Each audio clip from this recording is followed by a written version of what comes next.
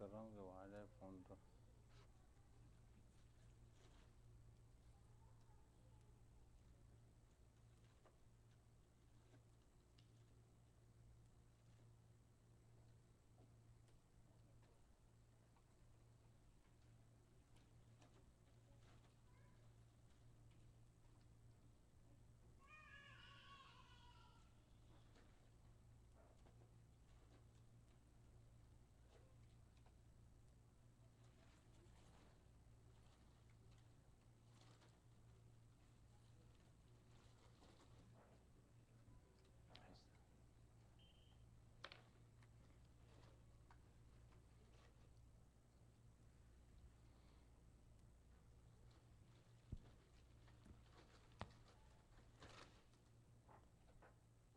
کیا کرو اس کو کھولتے نہیں لایا.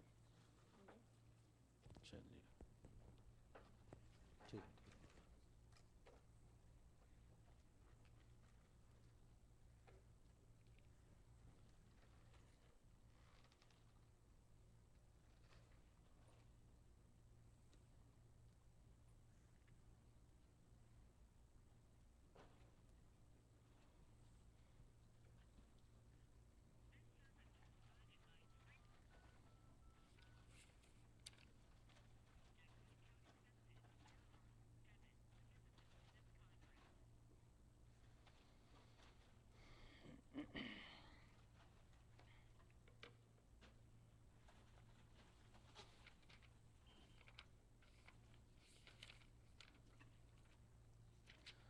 بسم اللہ الرحمن الرحیم.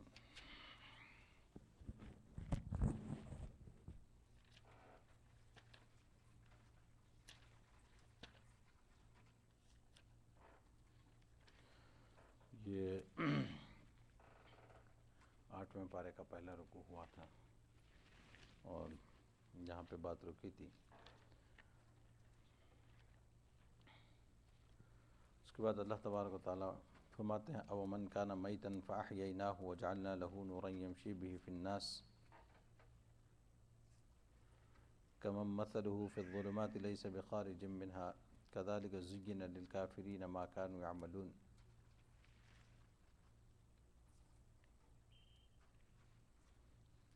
زیادہ ایک ہو رہا ہے آواز میں.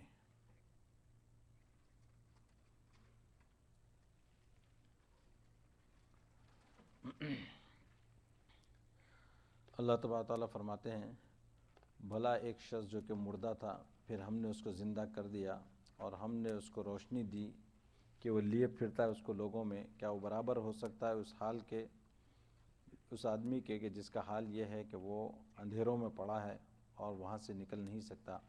اسی طرح مزین کر دیے گئے کافروں کی نگاہ میں ان کے کام.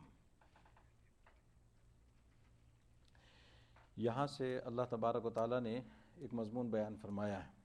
اس مضمون کے اندر فرمایا کہ اومن کان میتن فاحییناہ، کہ ایک شخص جو مردہ تھا. اب یہاں سے مردہ سے مراد کون ہے؟ فرماتے ہیں کہ مردہ کو اللہ تبارک و تعالیٰ نے کافر سے یہاں پہ کافر کو جو ہے نا مردہ قرار دیا. میتن فاحییناہ کہ اللہ تبارک و تعالیٰ نے پھر اس کو زندہ کر دیا، یعنی اللہ تبارک و تعالیٰ نے اس کو زندگی عطا فرمائی. اب یہ زندگی عطا فرمانے کا کیا مطلب ہے کہ اللہ تبارک و تعالیٰ نے اس کو ایمان کی دولت سے نوازا. اور وجعلنا لہ نورا یمشی بہ فی الناس، اور اللہ تبارک و تعالیٰ نے اس کے لیے ایک نور بنایا. نور بنانا یعنی اسلام کی وجہ سے ایک نور اس کے سینے میں پیدا ہوا. اور یہ نور ایسا ہے کہ اللہ تبارک و تعالیٰ فرماتے ہیں کہ یمشی بہ فی الناس. یمشی بہ فی الناس کا مطلب یہ کہ اس کو لے کر وہ لوگوں میں چلتا پھرتا ہے. اس کے ذریعے سے ایک بات یہ معلوم ہوئی کہ آپ کو اللہ تبارک و تعالیٰ نے جو نور عطا فرمایا ہے، یہ نور جو ہے نور اسلام یا نور توحید، یہ ضروری نہیں آپ کو کسی مسجد ہی سے حاصل ہو یا کسی خانقاہ سے یا کسی کیسی جگہ سے. یہ جب نور انسان کو حاصل ہو جائے تو آپ اس نور کو لے کر جہاں بھی جانا چاہیں جا سکتے ہیں. اور اس میں دوسری بات یہ ہے کہ یہ جو ہے سب پہ غالب رہے گا، چاہے ٹمٹماتے چراغ کی طرح ہو. آپ دیکھیں کتنا ہی اندھیرا ہو، اندھیرے میں آپ چراغ لے کر جائیں تو یہ نہیں ہو سکتا کہ وہ سخت اندھیرا ہونے کی وجہ سے وہ چراغ گل ہو جائے. یعنی وہ ضرور اپنی روشنی دے گا، چاہے وہ کم ہو لیکن اپنی روشنی دے گا. اب جتنی اس میں طاقت ہوگی اسی حساب سے وہ روشنی پھیلائے گا. ٹھیک، نہیں ہوا کی بات نہیں ہو رہی، اندھیری کی بات ہو رہی، کیونکہ یہ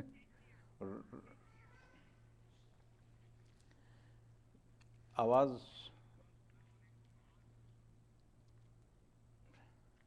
بہت زیادہ ایک اور ہے اس میں.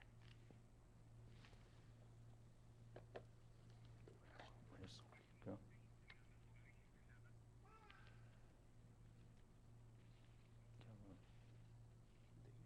نہیں وہ ادھر سے ہونا چاہیے. ٹھیک ہو رہا ہے ویسے, ٹھیک تو ہو رہا شاید. آ رہی ہے ایک اور ہاں لگا دو. وہ کبھی بعد مطلب کوئی الگ الگ اسپیکر پہ رکھیں تو اس کی وجہ سے پوری لائن گڑبڑ ہو جاتی. ٹھیک ہو, تھوڑا بہتر ہو گیا. تو یہ جو اس میں جو ہے نا نور یمشی بہی کے ذریعے سے یہ اللہ تعالیٰ فرماتے ہیں کہ نور, ایمان کا جو نور ہے آدمی اس کو لے کر جائے. اور فرمایا کہ کم مثل فی الظلمات, کیا یہ اس آدمی کی طرح ہو سکتا ہے جو کہ اندھیروں میں ہو, لیس بخارج منھا, اور اس سے نکل نہیں سکتا. یہاں پہ اللہ تبارک و تعالیٰ نے ایک کافر اور مومن کی مثال بیان فرمائی ہے. یہ آیت نمبر کیا 122 ہے, ہاں 122. تو اس میں جو ہے کذالک زین للکافرین ما کانوا یعملون, اور کیسے اللہ تبارک و تعالیٰ نے کافر کو جو ہے مردہ اور اسی طریقے سے جو ہے مومن کو زندہ قرار دیا ہے. اس وجہ سے کہ اگر آپ دیکھیں تو اصل جو مقصد ہے زندگی کا مقصد اور انسان کو پیدا کرنے کا جو مقصد ہے, اس کے اعتبار سے اس کے موافق جو زندگی گزارتا ہے وہ مومن ہی گزارتا ہے. اس وجہ سے اللہ تبارک و تعالیٰ نے اس کو یہاں پہ مومن کو یہاں پہ جو ہے زندہ اور کافر کو جو ہے یہ مردہ کی مثال سے اللہ تبارک و تعالیٰ نے سمجھایا ہے. اس کے بعد فرمایا کہ وَكَذَلِكَ جَعَلْنَا فِي كُلِّ قَرْيَةٍ أَكَابِرَ مُجْرِمِيهَا لِيَمْكُرُوا فِيهَا وَمَا يَمْكُرُونَ إِلَّا بِأَنفُسِهِمْ وَمَا يَشْعُرُونَ. اسی طرح اللہ تبارک و تعالیٰ فرماتے ہیں کہ ہم نے کیے ہر بستی میں گناہ گاروں کے سردار کہ حیلہ کیا کریں وہاں, اور جو حیلے کرتے ہیں وہ سو اپنی جانوں ہی پر. یعنی اللہ تبارک و تعالیٰ نے فرمایا کہ دیکھیے کہ یہ جو آگے جو فی کل قریۃ اکابر مجرمیہا, گناہوں کے سردار ہر بستی کے اندر, کیونکہ جیسے کہ اس سے پہلے بھی یہ بات آ چکی ہمارے سامنے کہ جب کبھی کوئی بستی ہو یا کوئی سوسائٹی ہو یا کمیٹی ہو تو وہاں پہ ہوتا یہ ہے کہ اس کے جو افلوئنٹ طبقہ جو ہوتا ہے وہ سب سے پہلے گناہوں کا شکار ہوتا ہے, اور اس کے بعد دوسرے لوگ ان کو فالو کرنے کے چکر میں بس وہ اسی کے پیچھے لگے رہتے ہیں.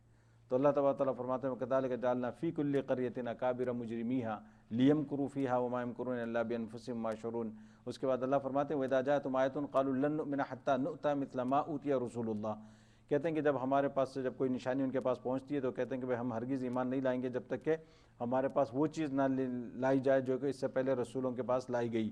اس کے بارے میں آتا ہے جیسا کہ ابو جہل کے بارے میں بات آئی تھی کہ ابو جہل سے جب پوچھا گیا کہ بھئی تم کیوں نہیں لاتے ہو ایمان کا, محمد کو تم جھوٹا سمجھتے ہو نعوذ باللہ, تو اس نے جو ہے نا کئی مرتبہ یہ اعتراف کیا ہے اپنے دوستوں کے سامنے اور نجی محفلوں کے اندر کہ نہیں محمد سچے ہیں, وہ سچے نبی ہیں, میں ان کو مانتا ہوں. مگر یہ کہ اب وہ ساری اس نے پھر کہانی سنائی کہ بھئی بنی ہاشم اور قریش کا جو معاملہ, ان کا آپس میں جو رقابت تھی کہ بھئی ان لوگوں نے جو ہے نا سقایا شروع کیا, حاجیوں کو پانی پلانا ہم نے بھی شروع کیا, ان لوگوں نے کھانا کھلانا شروع کیا ہم نے بھی شروع کیا, ان لوگوں نے یہ سروسز شروع کی ہم نے بھی شروع کی.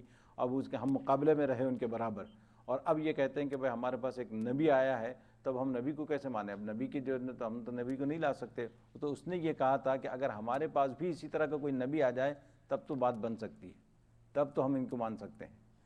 تو یہ جو ہے نا وہ اللہ فرماتے ہیں کہ وَإِذَا جَاءَتْهُمْ آيَةٌ قَالُوا لَن نُؤْمِنَ حَتَّى نُؤْتَىٰ مِثْلَ مَا أُوتِيَ رُسُولُ اللَّهِ. جس طرح ہمارے پاس بھی اگر اسی طرح کی کوئی آ جائے تو معلوم ہو کے بعد پھر جو ہے نا ایمان لا سکتے ہیں.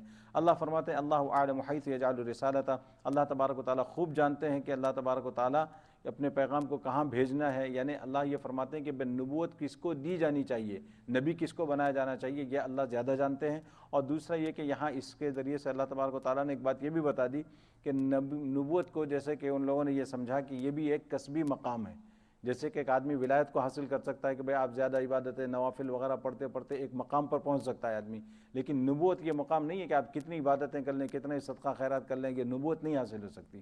تو وہ جو اس کا جواب تھا وہ ابو جہل جو اس نے جو بات کہی تھی اس کو اللہ تعالیٰ فرماتے ہیں کہ ہمیں پتہ ہے کہ بھئی کہاں پہ یہ کرنا ہے. سَيُصِيبُ الَّذِينَ أَجْرَمُوا صَغَارٌ عِندَ اللَّهِ وَعَذَابٌ شَدِيدٌ بِمَا كَانُوا يَمْكُرُونَ. اور اللہ تبارک و تعالیٰ اس کے بعد فرماتے ہیں کہ بھئی دیکھیے ان قریب پہنچے کہ گناہ گاروں کو ذلت اللہ کے یہاں اور عذاب سخت اس وجہ سے کہ وہ مکر کرتے تھے. اب یہاں پہ یہ جو صغار ان کے معنی ہیں اس کے معنی آتے ہیں ذلت اور رسوائی کے. صغیر جیسا کہ ہم بھی کہتے ہیں کہ اپنی یعنی زبان میں جو ہم کہتے ہیں بالکل چھوٹا بالکل ذلیل حقیر, وہ جو صغار عند اللہ وعذاب شدید بما كانوا يمكرون. یعنی اللہ کے یہاں پہنچنے کا مطلب کیا ہے کہ ان کو یہ ذلت اللہ کے یہاں پہنچے گی، یعنی ابھی تو یہ دنیا میں جو کرنا چاہیں کر لیں، لیکن جب اللہ تبارک و تعالیٰ کے یہاں جائیں گے تو اللہ تبارک و تعالیٰ فرماتے ہیں کہ اللہ کے پاس جب ان کی حاضری ہوگی تو اللہ تبارک و تعالیٰ ان کو بڑی ذلت کے ساتھ ان کے ساتھ معاملہ کریں گے۔ یہاں پہ تو یہ بڑے عزت دار اور رئیس بنے پھرتے ہیں، تو گویا کہ وہاں جا کر جو ہے نا انسان کو پتہ چلے گا۔ اور اس کے بعد اللہ تبارک و تعالیٰ نے ایک بات بیان فرمائی، فَمَن يُرِدِ اللَّهُ أَن يَهْدِيَهُ يَشْرَحْ صَدْرَهُ لِلْإِسْلَامِ وَمَن يُرِدْ أَن يُضِلَّهُ يَجْعَلْ صَدْرَهُ ضَيِّقًا حَرَجًا۔ اللہ فرماتے ہیں سو جس کو اللہ تبارک و تعالیٰ چاہتے ہیں ہدایت کر دیں تو کھول دیتے ہیں اس کے سینے کو اسلام قبول کرنے کے واسطے، وَمَن يُرِدْ أَن يُضِلَّهُ، اور جس کو اللہ تبارک و تعالیٰ گمراہ کرنا چاہتے ہیں کیا کرتے ہیں، يَجْعَلْ صَدْرَهُ ضَيِّقًا، اللہ تبارک و تعالیٰ اس کے سینے کو تنگ کر دیتے ہیں۔ حرجن کا مطلب ہے کہ بہت زیادہ تنگ، کأنما یصعد فی السماء، اس کو ایسے محسوس ہوتا ہے جیسے کہ وہ آسمان پر چڑھ رہا ہو، یعنی آسمان پر چڑھ رہا ہو، یعنی اتنی زیادہ تنگی وہ اپنے اندر محسوس کرتا ہے۔ یہاں پہ اللہ تبارک و تعالیٰ نے دو چیزیں بیان فرمائی ہے، ایک ہے شرح صدر کے لیے اسلام کو، یعنی کسی بات کے جو ہے آپ کہتے ہیں نا، جیسے ہم اردو میں بھی استعمال ہوتا ہے کہ بھئی اس بات پر فلاں کو شرح صدر ہو گیا۔ شرح صدر ہو جانا یعنی کسی بات کا اچھی طرح آپ پر واضح ہو جانا، اب آپ کو یقین ہو جانا، کسی قسم کا شک و شبہ اس میں باقی نہ رہے۔ تو یہ اللہ تبارک و تعالیٰ فرماتے ہیں کہ اللہ جس کو ہدایت دینا چاہتے ہیں اللہ تبارک و تعالیٰ اس کے لیے سینہ کھول دیتے ہیں، یعنی اس کا سینہ کھول دیتے ہیں کس کے لیے، اسلام کے لیے۔ اچھا، اب صحابہ کرام رضوان اللہ علیہ اجمعین نے نبی پاک علیہ الصلوۃ والسلام سے دریافت کیا کہ یا رسول اللہ اس کا کیا مطلب ہے، سینہ کھول دینے کا کیا مطلب ہے؟ تو اللہ کے رسول صلی اللہ علیہ وسلم نے فرمایا کہ بھئی دیکھیں اللہ تبارک و تعالیٰ مومن کے دل میں جو ہے نا ایک قسم کی روشنی ڈال دیتے ہیں، جیسے کہ ابھی وہ بات آئی تھی نا، نور یمشی بہ فی الناس، جو ابھی 2-3 آیتیں پہلے وہ آیت گزری تھی، تو اللہ تبارک و تعالیٰ روشنی ڈال دیتے ہیں اور جس کی وجہ سے اس کا دل جو ہے حق بات کو قبول کر لیتا ہے، حق بات کو قبول کر لیتا ہے، اور پھر جب یہ حق بات کو قبول کر لیتا ہے تو گویا کہ یہ اللہ تبارک و تعالیٰ کی طرف سے یہ روشنی ہے۔ اچھا، صحابہ نے جو ہے نا پھر پوچھا کہ یا رسول اللہ یہ ہمیں کیسے پتہ چلے گا کہ بھئی اس کے دل میں جو ہے نا یہ اس کا دل کھول دیا گیا، سینہ کھول دیا گیا اسلام کے لیے، ہمیں کیسے پتہ چلے گا؟ تو پھر اللہ کے رسول صلی اللہ علیہ وسلم نے اس کی علامت کے طور پر فرمایا کہ بھئی یہ دنیا کی جو بیجا خواہشات ہیں اور یہاں کی جو فانی لذات ہیں، اس سے جو ہے نا انسان کا دل اٹھ جاتا ہے، اس سے انسان کا دل اٹھ جاتا ہے، یعنی وہ چیزیں میسر آتی ہے تو انسان اس کو استعمال تو کرتا ہے، لیکن یہ نہیں کہ رات دن اسی کے پیچھے لگ جائے کہ بھئی یہاں کی خواہشات، یہاں کی جو فانی چیزیں ہیں، یہاں کی جو چیزوں کے پیچھے لگ جائے، اور اس کے بعد اللہ کے رسول صلی اللہ علیہ وسلم نے فرمایا کہ موت کے آنے سے پہلے موت کی تیاری کرتا ہے، موت کے آنے سے پہلے موت کی تیاری کرتا ہے۔ یہ اس کی نشانی ہے جس کو اللہ تبارک و تعالیٰ اس کا سینہ کھول دے۔ یہ وَمَن يُرِدْ أَن يُضِلَّهُ يَجْعَلْ صَدْرَهُ ضَيِّقًا حَرَجًا، اور اس کے برعکس جو اللہ تبارک و تعالیٰ فرماتے ہیں کہ جس کو اللہ تبارک و تعالیٰ گمراہی میں رکھنا چاہتے ہیں اس کا دل تنگ کر دیتے ہیں، اس کا دل اس کے لیے سخت کر دیتے ہیں، یعنی اس کو حق بات کا قبول کرنا، اس پر عمل کرنا انسان کے لیے ایسے دشوار ہو جاتا ہے جیسے کہ ایسے لگتا ہے جیسے وہ آسمان پر چڑھ رہا ہو۔ تو اس وجہ سے فرمائے کہ بھئی یہ اب یہی بات ہے، اسی سے جو ہے نا فرماتے ہیں کہ بھئی جیسے اب دنیا کے اندر بھی ہم یہ دیکھتے ہیں کہ ایسے آدمی کو کیا ہوتا ہے کہ ذکر اللہ کی بات سننے میں اس کو تنگی محسوس ہوتی ہے کہ بھئی اگر کوئی اس طرح کی بات شروع ہو جائے تو کہ بھئی یار پھر یہ شروع ہو گئے، پھر یہ باتیں آنے۔ اب آپ دیکھیں یہ اسی لیول کے لحاظ سے ہمارے اندر بھی، یعنی اس طرح ہم یہ نہ سمجھیں کہ یہ چیزیں جو ہے نا دوسرے معاشرے ہی میں ہوتی ہیں یا منافقوں کے ساتھ ہی ہوتی ہیں، کافروں کے ساتھ ہی ہوتی نہیں۔ آپ دیکھیں کہ حضرت فاروق اعظم رضی اللہ تعالیٰ عنہ نے اس کی ایک علامت یہ بتائی کہ بھئی یہ سینے کے تنگ ہونے کی نشانی کیا ہے کہ جب آدمی کے سامنے اللہ کا ذکر کیا جائے یا اللہ کی بات کی جائے تو اس کو تنگی محسوس ہو، اس کو یہ کہ بھئی بس یہ اس کا یہ مطلب بھی نہیں کہ اب آپ ہر جگہ شروع ہو جائیں، یہ بھی غلط۔ اب یعنی مطلب یہ کہ اور یہ بھی بہت سی مرتبہ دیکھا گیا بہت سے لوگوں کو جو ہے نا ایک وہ ہوتا ہے کہ بھئی 4 لوگ جمع ہوئے چلو کچھ نہ کچھ بولنا ہے، یہ بھی غلط ہے۔ موقع محل دیکھنی چاہیے، ٹھیک ہے تبلیغ کا جذبہ ہے، آپ کو جوش ہے، آپ کو اپنی جگہ، لیکن یہ ہے کہ ہر چیز کا ایک موقع ایک محل ہوتا ہے۔ کیونکہ یہ اس وجہ سے میں کہہ رہا ہوں کہ یہ بہت سی مرتبہ دیکھا گیا، خاص طور پہ تو آج کل تو ماشاءاللہ گھروں کے اندر تو یہ چیز مردوں سے نکل کے عورتوں میں تو بہت زیادہ ہو گئی ہے کہ بھئی آئے ہیں چلو کچھ پڑھ دیتے ہیں، کچھ کر لیتے ہیں، کچھ بات کر لیتے ہیں، کچھ، یعنی بات بری نہیں ہے، جذبہ برا نہیں ہے، جذبے کی میں قدر کرتا ہوں، مسئلہ وہ نہیں ہے، لیکن جس انداز میں یہ کیا جاتا ہے اس کی وجہ سے پھر دوسرے لوگوں کے دلوں میں اس سے نفرت ہو جاتی ہے اور اس نفرت کا سبب آپ بنتے ہیں۔ اگر یہی معاملہ ہوتا تو اللہ کے رسول صلی اللہ علیہ وسلم سے سوائے دین کی بات کے اور کوئی بات ہمیں ملتی ہی نہیں، صحابہ کرام سے بھی ایسی باتیں ہمیں نہیں ملتی کہ بھئی جہاں بیٹھے بس صرف یہی کیے جا رہے ہیں، یہی کیے جا رہے ہیں۔ ٹھیک ہے، میرا خیال ہے یاد رہے گا، رمضان کے بعد اس پہ عمل ہوگا انشاءاللہ۔ اچھا، اب صحابہ کرام رضوان اللہ علیہ اجمعین کے بارے میں یہ جو آیت ہے نا، اس آیت کے بارے میں بھی آپ غور کر کے دیکھیں، صحابہ کی زندگی کو ملا کے دیکھیں، ان کے دل کیسے کھلے ہوئے تھے اسلام کے لیے، اور کتنا مضبوط اسلام ان کے دلوں میں بیٹھا ہوتا ہے۔ اس وجہ سے ان کو جو ہے نا اس طرح کے بار بار شکوک و شبہات نہیں ہوتے تھے ہماری طرح۔ آج ہم جو ہے نا پیدائشی مسلمان ہونے کے باوجود طرح طرح کے شکوک و شبہات، ہر بات پہ شک، ہر بات پہ شبہ کہ بھئی یہ کیسے وہ کیسے اسلام کے اندر۔ یعنی صحابہ کرام کا معاملہ تھا کہ اللہ کے رسول صلی اللہ علیہ وسلم کی صحبت کی برکت کہ ان کے دلوں کے اندر جو ہے نا اتنا شرح صدر تھا کہ ایک بات سن لی تو بس کبھی اس کے بارے میں پھر کبھی ڈاؤٹ نہیں ہوا۔ یعنی وہ جو اس طریقے سے اللہ کے رسول صلی اللہ علیہ وسلم ڈیلے کے ساتھ۔ اس کے بعد فرماتے ہیں وَهَذَا صِرَاطُ رَبِّكَ مُسْتَقِيمًا قَدْ فَصَّلْنَا الْآيَاتِ لِقَوْمٍ يَذَّكَّرُونَ، فرماتے ہیں کہ یہ میرا راستہ ہے آپ کے رب کا، یہ سیدھا راستہ۔ اس کے بعد اللہ تبارک نے فرمایا کہ لَهُمْ دَارُ السَّلَامِ عِنْدَ رَبِّهِمْ وَهُوَ وَلِيُّهُمْ بِمَا كَانُوا يَعْمَلُونَ، انہی کے لیے ہے سلامتی کا گھر اپنے رب کے ہاں، اور وہ ان کا مددگار ہے بسبب ان کے اعمال کے۔ اب یہاں پہ اللہ تبارک و تعالیٰ نے ایک چیز یہ بیان فرمائی ہے، اور کون سی ہے؟ فرمایا کہ لَهُمْ دَارُ السَّلَامِ عِنْدَ رَبِّهِمْ، کہ جن لوگوں کا ذکر اوپر کیا گیا ہے، یعنی جن کے لیے اللہ تبارک و تعالیٰ نے جن کے سینے وغیرہ کھول دیے ہیں، فرمایا کہ یہ لوگ یہ کیسے ہیں، ان کے لیے اللہ تبارک و تعالیٰ نے دار السلام بنایا۔ دار السلام کس کو کہا جاتا ہے؟ دار کے معنی تو گھر کے آتے ہیں، اور سلام کے معنی کیا ہے؟ سلام کے معنی آتے ہیں کہ بھئی حفاظت، اور یہ حفاظت کس چیز سے؟ کسی بھی قسم کی محنت، مشقت، مصیبت، کسی بھی قسم کی کوئی آفت وہاں پہ پریشانی نہ ہو تو اس کو جو ہے نا السلام کہا جاتا ہے۔ تو اب دار السلام کا مطلب ایسا گھر جس میں کسی قسم کی مصیبت پریشانی نہ ہو، اور اسی طریقے سے اس میں کسی قسم کی محنت وغیرہ بھی نہ ہو۔ تو گویا کہ یہ دار السلام کہاں پر ہوگا؟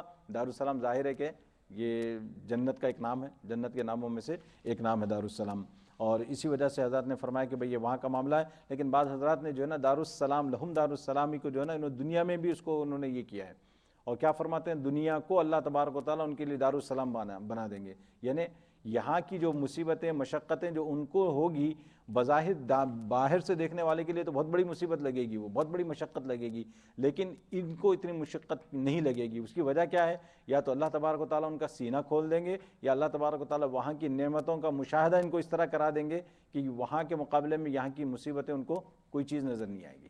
اس وجہ سے ان کو ایسے لگے گا کوئی مسئلہ نہیں ہے۔ لہم دار السلام عند ربہم، یہ عند ربہم کی وجہ سے بعض علماء نے فرمایا کہ یہ وہاں کا ذکر ہو رہا ہے، اللہ تبارک و تعالیٰ کو وہاں کے جانے کے بعد ان کو یہ ملے گا، اور فرمایا کہ وہو ولیہم، اور اللہ تبارک و تعالیٰ ان کا مددگار ہے۔ اب دیکھیں یہ اللہ ان کا مددگار ہے کا مطلب یہ یہاں پہ دنیا کے اندر اس وجہ سے فرماتے ہیں وہو ولیہم بما کانوا یعملون ویوم یحشرہم جمیعا یا معشر الجن قد استکثرتم من الانس، اور اللہ تبارک و تعالیٰ جس دن جمع فرمائے گا ان سب کو، یا معشر الجن قد استکثرتم من الانس، اے جماعت جنات کی تم نے بہت کچھ تابع کر لیا اپنے آدمیوں میں سے۔ یہ جو ہے نا جنت و انسان کی جو بات ہو رہی ہے، اب یہ سب جو ہے نا وہاں جا کے ہوگا انشاءاللہ۔ اس کو جو ہے چھوڑ کر آگے بڑھتا ہوں میں، کیونکہ یہ بات ہمارے اعتبار سے اس کی زیادہ اس کی وہ نہیں ہے۔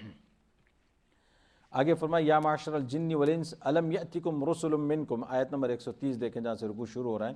فرماتے ہیں اے جماعت جنوں کی اور انسانوں کی، کیا نہیں پہنچے تھے تمہارے پاس رسول تمہیں میں کہ سناتے تھے تم کو میرے حکم اور ڈراتے تھے تم کو اس دن کے پیش آنے سے، کہیں گے کہ ہم نے اقرار کیا۔ اب یہ دیکھیں یہاں پر اللہ تبارک و تعالیٰ فرماتے ہیں جنات اور انسان دونوں سے خطاب ہو رہا ہے کہ بھئی کیا تمہارے پاس میرے رسول نہیں آئے تھے؟ تو اسی وجہ سے یہاں پہ علماء کے اندر یہ بات آئی، یہ بحث چھڑ گئی کہ بھئی کیا رسولوں کے اندر بھی، جنات کے اندر بھی رسول آئے تھے؟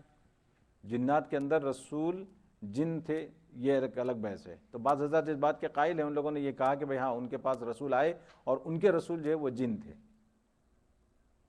لیکن اکثر یہ جمہور کی رائے یہ ہے کہ وہ ان کے پاس مستقل رسول نہیں آئے، ان کے پاس مستقل رسول نہیں بلکہ یہی رسول ہوتے تھے، ان کے قاصد جو ہے جا کر وہاں پہ ان کے اندر تبلیغ کرتے تھے۔ تو جن حضرات نے کہا کہ وہ ان کے پاس بھی رسول آئے ہیں، ان کی دلیل یہ ہے کہ بھائی یہ جنات کا معاملہ تو انسانوں سے بہت پہلے سے،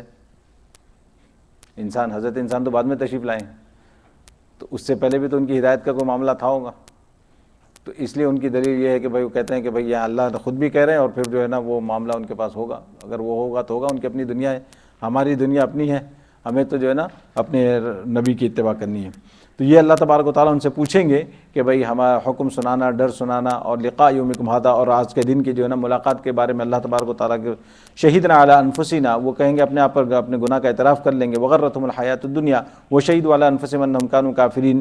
اس کے بعد اللہ تبارک و تعالیٰ فرماتے ہیں دنیاوی زندگی میں انہوں نے دھوکے میں ڈالا، اور اس کے بعد تھوڑا سا ایک دو چار باتیں ہیں اسی سے ملتی جلتی ہیں، اس کے بعد آگے آ جائے گی وَرَبُّكَ الْغَفُورُ ذُو الرَّحْمَةِ وَرَبُّكَ الْغَنِيُّ ذُو الرَّحْمَةِ۔ فرماتے ہیں اللہ تبارک و تعالیٰ کہ اور آپ کا رب بے پرواہ ہے، رحمت والا ہے۔ إِن يَشَأْ يُذْهِبْكُمْ وَيَسْتَخْلِفْ مِن بَعْدِكُمْ، اور اگر چاہے تو تم کو لے جائے، تمہارے پیچھے قائم کر دے جس کو چاہے، مَا يَشَاءُ كَمَا أَنشَأَكُمْ، جیسا کہ تم کو پیدا کیا اوروں کی اولاد سے۔ یعنی یہ بڑی زبردست بات اللہ تبارک و تعالیٰ نے بیان فرمائی ہے کہ بھئی دیکھیں اللہ تبارک و تعالیٰ کسی کا محتاج نہیں ہے، اللہ غنی ہے، اللہ کو کسی کی پرواہ نہیں ہے۔ اور ذو الرحمہ، اللہ تبارک و تعالیٰ نے جو کچھ نظام پھیلایا ہوا ہے، جو کچھ چیزیں اللہ تبارک و تعالیٰ کرتے ہیں، یہ اللہ تبارک و تعالیٰ اس وجہ سے کرتے ہیں کہ اللہ تبارک و تعالیٰ کی رحمت ہے، اللہ بڑی رحمت والے ہیں۔ اور اللہ تبارک و تعالیٰ فرماتے ہیں ان یشاء یذھبکم، کہ اگر تم اللہ کی خدمت یعنی دین کی خدمت کرتے ہو، یہ سمجھ رہے ہو کہ بھئی میری وجہ سے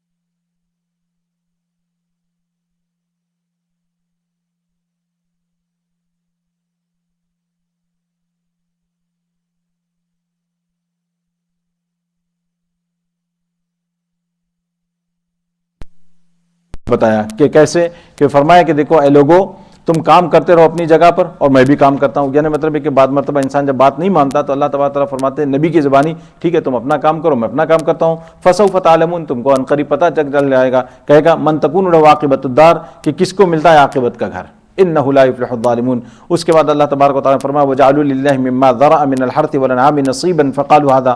یہاں پہ جو ہے نا وہ جو مشرکین جو تھے ان کی کئی عجیب قسم کی جو خرافات ٹائپ کی وہ سب بنائی ہوئی تھی انہوں نے اپنے کیا کہتے ہیں مال وغیرہ میں، جانوروں میں، رسم و رواج ان کے بنے ہوئے تھے۔ ان میں ایک ہے جس کا اللہ تبارک تعالیٰ یہاں ذکر فرماتے ہیں، اور ٹھہراتے ہیں اللہ کا اس کی پیدا کی ہوئی کھیتی اور مویشی میں ایک حصہ، پھر کہتے ہیں یہ حصہ اللہ کا ہے اپنے خیال میں اور یہ ہمارے شریکوں کا ہے۔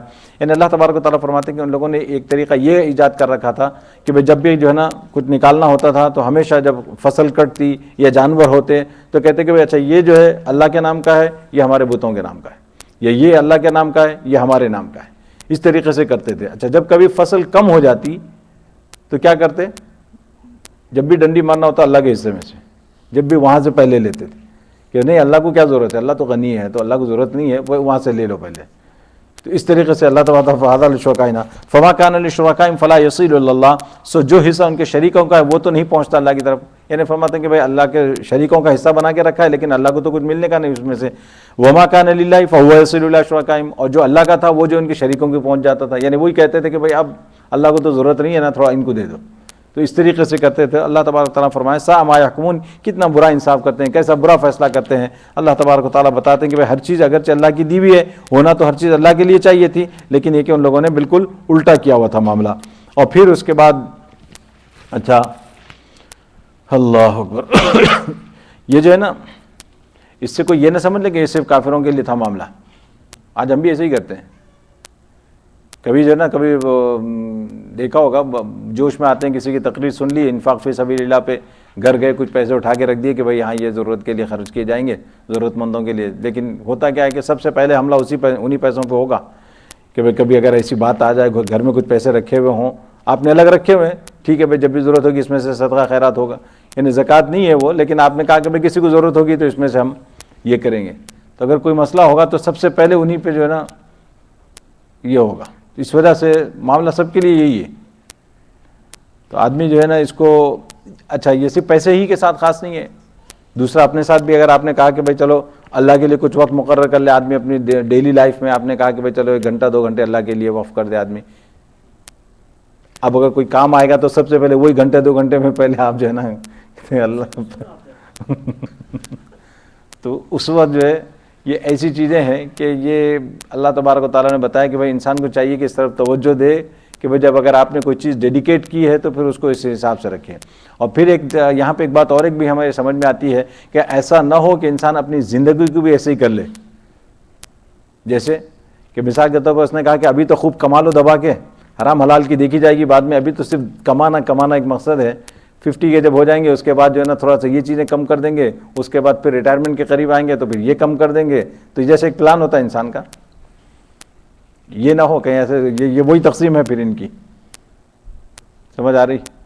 یہ بات بالکل بظاہر کچھ نہیں ہم تک یہ مشرکوں کے بارے میں کہی جا رہی نہیں. اگر ہم اپنے اوپر لے کے دیکھیں تو یہ ہماری زندگی میں بھی یہ چیز ہے. ہم اس کو اس طریقے سے کرتے ہیں کہ بھئی ایک ٹارگٹ ہے میرا اس وقت، مجھے 5 سال میں یہاں پہنچنا ہے، چاہے حلال طریقے سے ہو حرام طریقے سے ہو، جو بھی ہو. یہ بات نہیں ہے، ایسا نہ ہو. وَكَذَلِكَ زَيَّنَ لِكَثِيرٍ مِّنَ الْمُشْرِكِينَ قَتْلَ أَوْلَادِهِمْ شُرَكَاؤُهُمْ لِيُرْدُوهُمْ وَلِيَلْبِسُوا عَلَيْهِمْ دِينَهُمْ وَلَوْ شَاءَ اللَّهُ مَا فَعَلُوا فَذَرْهُمْ مَا يَفْتَرُونَ. اللہ تبارک تعالیٰ فرماتے ہیں اسی طرح مزین کر دیا بہت سے مشرکوں کی نگاہ میں ان کے اولاد کے قتل کو. یہ بھی دیکھیں کہ ان کے اولاد کا قتل کرنا ان کے لیے آسان ہو گیا تھا، کیونکہ جس طرح وہ لڑکیاں پیدا ہوتی تھیں کس طرح وہ قتل کیا کرتے تھے. شرکاؤ ان کے شریکوں نے، لیردوہم تاکہ ان کو ہلاک کر دیں، ولیلبسوا علیہم دینہم اور رلا ملا دیں ان پر ان کے دین کو، ولو شاء اللہ ما فعلوه فذرهم ما يفترون اور اللہ تبارک و تعالیٰ چاہتے تو وہ کام نہ کرتے. تو یہ اللہ تبارک و تعالیٰ نے فرمایا کہ ان کے شریکوں نے، یعنی مراد یہاں پہ یہی شیطان وغیرہ مراد ہیں. وقالوا هذه انعام وحرث حجر لا يطعمها الا من نشاء بزعمهم وانعام حرم ظهورها وانعام لا يذكرون اسم الله عليه افتراء عليه. اور کہتے ہیں کہ یہ مویشی اور یہ کھیتی ممنوع ہے کس کو؟ اس کو کوئی نہ کھائے مگر جس کو ہم چاہیں. اللہ فرماتے ہیں کہ بھئی دیکھیں یہ سب کو کہتے ہیں کہ بھئی سب کے لیے حرام ہے، ہم جس کے لیے تقسیم کریں ان کے لیے حلال ہوگا. یہ کہا کرتے تھے. وَأَنْعَامٌ حُرِّمَتْ ظُهُورُهَا وَأَنْعَامٌ لَا يَذْكُرُونَ اسْمَ اللَّهِ عَلَيْهِ. اور بعض مواشی کی پیٹھ پر چڑھنا حرام کیا اور بعض مواشی کے ذبح کے بعد نام نہیں لیتے اللہ کا. یعنی اللہ تبارک و تعالیٰ فرماتے ہیں کہ بعض جانوروں پر سواری نہیں کرتے تھے، وہ کہتے تھے کہ بھئی ان پہ سواری کرنا حرام ہے. اور بعض جانوروں کے بارے میں ان کا یہ تھا کہ بھئی اللہ کا نام اس وقت نہیں لیا جاتا تھا. کہتے ہیں کہ اس پہ اگر اللہ کا نام لیں گے تو پھر یہ اللہ کے ہو جائیں گے، اس لیے جو ہے نا ان کو اپنے بتوں کے نام پہ وہ ذبح کرتے تھے. اللہ فرماتے ہیں آگے وقالوا ما فی بطون هذه الانعام خالصۃ لذکورنا ومحرم علی ازواجنا. اور ان کی رسوم میں سے ایک رسم ان کی یہ بھی تھی کہ بھئی یہ جو جانور کے پیٹ میں جو ہوتا تھا تو کبھی پہلے ہی کہہ دیتے تھے یہ جو ہے نا صرف ہمارے مرد کھا سکتے ہیں، عورتیں نہیں کھا سکتی. یہ خالصۃ لذکورنا ومحرم علی ازواجنا. اور اسی طریقے سے فرمایا وَإِن يَكُن مَيْتَةً فَهُمْ فِيهِ شُرَكَاء. اور اگر اس میں سے کوئی مردہ بچہ پیدا ہو تو فرماتے ہیں اس میں پھر سب شریک ہیں، یعنی اس میں عورتیں بھی کھا سکتی ہیں، مرد بھی، مطلب مرد کو پھر بھی حصہ مل رہا ہے اس میں. اب اس کے بعد اللہ فرماتے ہیں قد خسر الذین قتلوا اولادهم سفہا بغیر علم وحرموا ما رزقهم اللہ افتراء علی اللہ. اللہ تبارک و تعالیٰ فرماتے ہیں کہ بے شک خراب ہوئے جنہوں نے قتل کیا اپنی اولاد کو نادانی سے، بغیر سمجھے، اور حرام ٹھہرا لیا اس رزق کو جو اللہ تبارک و تعالیٰ نے ان کو دیا. یہاں پہ اللہ تبارک و تعالیٰ نے بار بار اس کو ذکر فرمایا کیونکہ ان کے اندر یہ رسم بہت جڑ پکڑ چکی تھی، یعنی لڑکیوں کو جو ہے نا زندہ دور گور کرنا اور ان کو قتل کر دینا اور ان کو جو ہے نا ختم کر دینا. اور یہ دو وجوہات سے ہوتا تھا. ایک وجہ ان کی جو بنیادی ہے جو اللہ تبارک و تعالیٰ بار بار فرما رہے ہیں وہ یہ ہے کہ وہ معاش کی وجہ سے وہ کہتے تھے کہ بھئی اگر یہ بچیاں ہوں گی تو ہم ان کو کھلائیں گے کیسے. بچے اگر ہوں گے تو ان کا یہ تھا معاملہ کہ یہ آگے چل کے یہ ہمارا ہاتھ بٹا سکتے ہیں، یہ ہماری کمائی میں جو ہے نا ہمارے حصے دار بن سکتے ہیں. تو یہ جو بچے خود کچھ کر کے لائیں گے، لیکن بچیوں کا معاملہ یہ ہوگا کہ ہم ان کو پالیں بھی اور یہ بڑی ہو جائیں گی تو پھر ان کو کچھ ہے ہی نہیں، کمانے کا سلسلہ ان کے پاس نہیں ہے یہ. اور دوسرا یہ کہ اللہ ایک ان کو یہ ہوتا تھا کہ بھائی آئندہ کے لیے کسی کا داماد بننا پڑے گا، یعنی کسی کو داماد بنانا پڑے گا، وہ ان کے لیے بڑی ہار کی بات ہوتی تھی.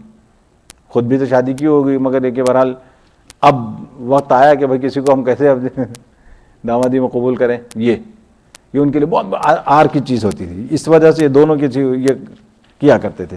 آگے اللہ تبارک و تعالیٰ نے جو ہے نا کچھ چیزوں کا ذکر فرمایا ہے اور یہ جو چیزیں ہیں اس میں یہاں پہ آپ دیکھیں گے اللہ تبارک و تعالیٰ نے ان چیزوں کا ذکر فرمایا کہ جو حلال ہیں. اللہ تبارک و تعالیٰ نے ذکر فرمایا کیونکہ ان لوگوں نے بہت سی چیزیں حرام کر لی تھیں تو اللہ نے فرمایا کہ وَهُوَ الَّذِي أَنشَأَ جَنَّاتٍ مَعْرُوشَاتٍ وَغَيْرَ مَعْرُوشَاتٍ. اور اسی نے پیدا کیے باغ جو ٹٹیوں پر چڑھائے جاتے ہیں اور جو ٹٹیوں پر نہیں چڑھائے جاتے. ٹٹیوں پر چڑھائے جاتے ہیں، ٹٹیوں پر نہیں چڑھائے جاتے. اللہ تبارک و تعالیٰ نے دو قسمیں فرمائی ہیں اس کی، کیونکہ بعض آپ دیکھیں گے بیلیں ایسی ہوتی ہیں جن کو اوپر چڑھانی پڑتی ہے، جیسے کہ انگور وغیرہ کی بیل ہے ان کو اوپر چڑھاتے ہیں، اس کی وجہ سے اس کے پھل جو ہے نا نیچے لٹکتے ہیں پھر اس کے بعد. اور بعض ایسے ہوتے ہیں کہ جن کو آپ اوپر نہیں چڑھا سکتے. غیر معروشات کا مطلب ہے کہ جن کو اوپر نہیں چڑھا سکتے. جیسے اب تربوز کی بیل کو اگر آپ اوپر چڑھائیں تو پھر وہ معاملہ جو ہے نا، اور ان کے اندر جو ہے نا اگر یہ جو نیچے رہنے والی بیلیں ہیں ان کا اوپر چڑھائیں گے تو ان کو نقصان ہوگا، یا تو پھل نہیں دیں گے یا دیں گے بھی تو اس کے مطابق نہیں دیں گے جیسے ہونا چاہیے. اور اس کے بعد اللہ تبارک و تعالیٰ نے اس کو ذکر فرمایا وَالنَّخْلَ وَالزَّرْعَ. اور کھجور کے درخت، کھجور کا اللہ تبارک و تعالیٰ نے الگ سے ذکر کیا. کھجور حالانکہ اس میں آ جاتا ہے لیکن کھجور کو الگ سے ذکر کیا. کھجور کے جو فوائد ہیں، کھجور کی جو حالات ہیں، کھجور کو آپ دیکھیں صرف میوے کے طور پر نہیں بلکہ غذا کے طور پر بھی اس کو استعمال کیا جا سکتا ہے. اس کے نیوٹریشنس وغیرہ جو آپ آج کی دنیا میں تو آپ ایک ایک چیز اس کی اٹھا کے دیکھ لیں کہ اللہ نے کیا چیز بنائی ہے کھجور. اور اس علاقے کے لیے تو کیسی نعمت تھی ان کے لیے، یعنی ان کے پاس کھانے پینے کا کوئی نظم نہ ہو صحیح طرح سے، جس کو زمزم مل جائے، کھجور مل جائے تو وہ اپنی زندگی گزار لے آ رہا. یعنی اتنا ان لوگوں نے. والزرع اور اسی طریقے سے کھیتی. مختلف نقل اللہ تبارک و تعالیٰ فرماتے ہیں کہ ان کے پھل جو ہے الگ الگ ہیں. والزیتون اب دیکھیں اللہ تبارک و تعالیٰ نے زیتون کا ذکر پھر کیا. زیتون بھی جو ہے نا یہ ایک عجیب چیز ہے, آپ اس کو سبزی کے طور پر بھی استعمال کر لیں اور اس کو جو ہے نا پھل کے طور پر بھی استعمال کر لیں. اور زیتون کے جو فوائد ہیں, اس کا جو تیل نکلتا ہے, تیل کے اندر کتنے بے شمار فوائد ہیں, یہ ساری چیزیں اب ایسی ہیں کہ اللہ تبارک و تعالیٰ نے اس کو الگ سے جو ہے نا ذکر فرمایا. والرمان اور انار. انار کا بھی معاملہ یہی ہے. انار کو تو آج کل نکالا ان لوگوں نے پرپل ہارٹ کے ٹائپ پہ کہ بھائی آپ کے جو ہے نا کیا ہے وہ جوسوں میں ڈال کے کہتے ہیں بھائی اب ہارٹ کے لیے اچھا ہو گیا. All of a sudden prize جو ہے نا جیک کر دی اس کے کہ بھائی یہ کہیں بھی ایک تحقیق آ جائے تو فوراً پرائز جو ہے نا اوپر بڑھ جاتی. تو اب یہ تھوڑا سا اس کا شیر ایڈ کر دیں گے, لیکن یہ کہ آپ کے لیے. والرمان متشابہا وغیر متشابہ, اور اللہ فرماتے ہیں کہ ایک دوسرے کے مشابہ اور جدا بھی. یعنی بہت سے ہیں یہ پھل ایسے ہیں کہ بعض ایسے لگتے ہیں کہ ایک جیسے ہیں اور بعض جو ہے نا بالکل الگ الگ ہیں, مزے کے اعتبار سے بھی, ان کے دیکھنے کے اعتبار سے بھی. کلوا من ثمرہ اذا اثمر وآتوا حقہ, اللہ تبارک و تعالیٰ فرماتے ہیں کھاؤ ان کے پھل میں سے جس وقت وہ پھل لائیں. وآتوا حقہ یوم حصادہ, اور ادا کرو ان کا حق جس دن ان کو کاٹو. یہ وآتوا حقہ یوم حصادہ کا مطلب یہ ہے کہ یہ معاملہ یہ ہے کہ یہ پھل جو ہوتے تھے, ان پھلوں کے بارے میں یہ ہے کہ اللہ تبارک و تعالیٰ فرماتے ہیں کہ کھیتی کاٹنے کے وقت جو ہے نا وہ عشر لازم ہوتا ہے. یہ ایک فقہی اس میں جا رہا ہوں میں. عشر لازم ہوتا ہے اس وقت جب آپ کے کھیت کو جو ہے نا بارش کے پانی سے سیراب کیا جاتا ہو. لیکن اگر آپ کو پانی کہیں سے سینچنا پڑتا ہو, کنویں سے نکالنا پڑتا ہو, یا کہیں اور جگہ سے لا کر آپ کو اس کو پانی پہنچانا پڑتا ہو, تو اس میں پھر اس کا جو ہے نا 5واں حصہ, نصف العشر 5واں حصہ. تو یہ اللہ تبارک تعالیٰ فرماتے ہیں. لیکن بعض مفسرین نے یہاں پہ فرمایا, اللہ تبارک تعالیٰ فرماتے ہیں وآتوا حقہ یوم حصادہ کا مطلب یہ ہے کہ جس وقت تم کھیتی کاٹ رہے ہو, جس دن جو پھل کاٹتے ہو وہاں پہ, تو اس دن جو غریب آ کر وہاں پہ جمع ہو جایا کریں تو ان کو دے دیا کرو. یہ مراد ہے کہ بھائی ان کو تھوڑا بہت دے دیا کرو. ایسا نہ ہو کہ بھائی سارا تم لے جا رہے ہو اور وہ دیکھتے رہ جائیں, تو تھوڑا بہت ان کو بھی دے دیا کرو, یہ بھی حق ہے. اور دوسری جگہ بھی اللہ تبارک تعالیٰ نے بیان فرمایا, اور یہ پچھلی قوموں میں بھی یہ چیز تھی کہ اللہ تبارک تعالیٰ نے ان سے بھی یہ کہا تھا کہ تم کھیتی کاٹو, ان کو بھی تھوڑا دے دیا کرو غریبوں کو. ولا تسرفوا, اور بیجا خرچ نہ کرو, انہ لا يحب المسرفین, اس لیے کہ اللہ تبارک تعالیٰ بیجا خرچ کرنے والوں کو پسند نہیں فرماتے. ومن الانعام حمولۃ وفرشا, اللہ تبارک و تعالیٰ فرماتے ہیں اور پیدا کیے مویشی میں بوجھ اٹھانے والے اور زمین سے لگے ہوئے. اب آپ دیکھیں اللہ تبارک و تعالیٰ نے یہ جو جانور ہیں, یہ جانور ہر طرح کے پیدا کیے ہیں. کچھ ایسے ہیں جو بار برداری کے کام آتے ہیں, کچھ ایسے ہیں جو آپ کے کھانے پینے کے کام آتے ہیں, کچھ ایسے دوسرے اور کاموں کے, دودھ وغیرہ ان سے آپ حاصل کرتے ہیں.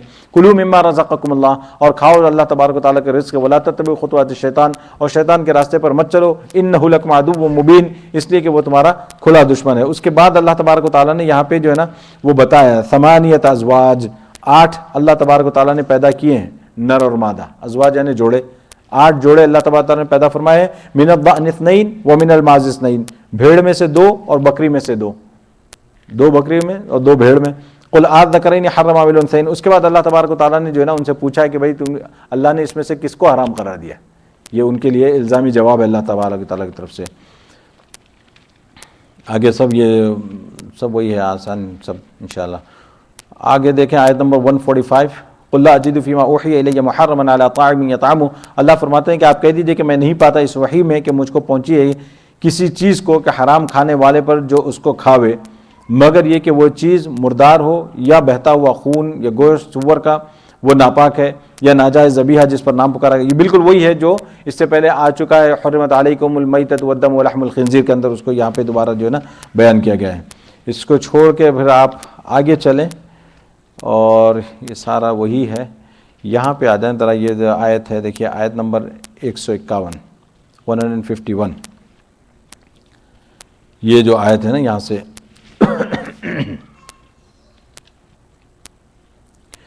اچھا,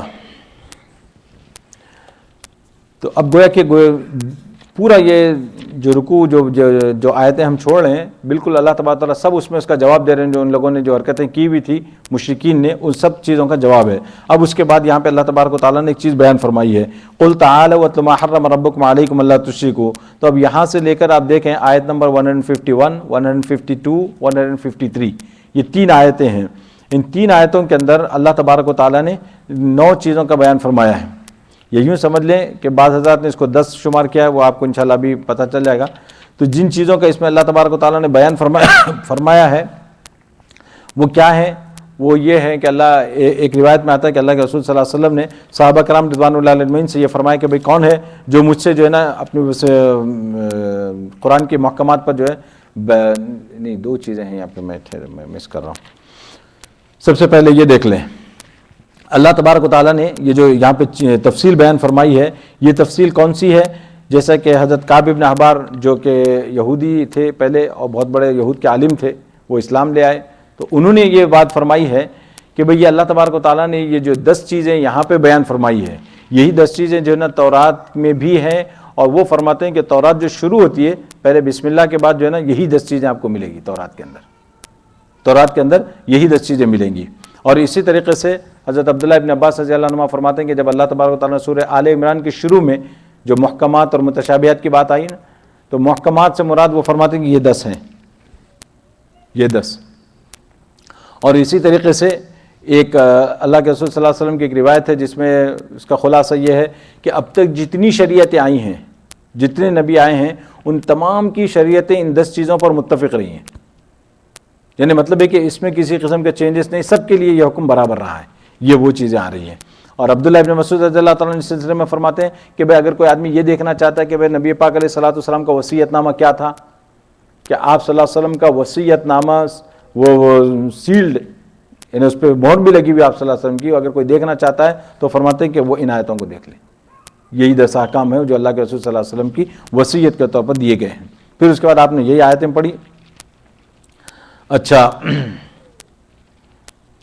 اب یہ انہی 3 آیتوں کے بارے میں آتا ہے کہ اللہ کے رسول صلی اللہ علیہ وسلم نے جو ہے نا صحابہ سے پوچھا کہ بھئی کون ہے جو مجھ سے 3 آیتوں کے بارے میں بیعت کرے گا، اور جو کوئی اس سے بیعت کرے اور اس کو پورا کرے تو اللہ تبارک و تعالیٰ اس کو پورا اجر عطا فرمائیں گے۔ یہ 3 آیتیں ہیں وہ۔ اب دیکھیں اس کو، قُلْ تَعَالَوْا وَاتْلُوا مَا حَرَّمَ رَبُّكُمْ عَلَيْكُمْ أَلَّا تُشْرِكُوا بِهِ شَيْئًا، آپ کہہ دیجئے کہ آؤ میں تم کو سنا دوں جو اللہ تبارک و تعالیٰ نے حرام کیا ہے تم پر، اور فرماتے ہیں اللہ تشرکوا بہ شیئا، سب سے پہلی بات ہے کہ تم اللہ کے ساتھ کسی کو شریک نہ ٹھہراؤ، اور یہ حکم ایسا ہے کہ بار بار آتا ہے اور بارہا آ چکا ہے، شرک نہ کرنے کے بارے میں، اللہ کے ساتھ کسی کو شریک نہ ٹھہرانے کے بارے میں، اس کی ذات میں، اس کی صفات میں، اور اللہ تبارک و تعالیٰ کے جو علم، قدرت، ارادہ اور سب کی چیزوں کے بارے میں۔ اور اس کے بعد دوسرے نمبر پر فرمایا کہ وبالوالدین احسانا۔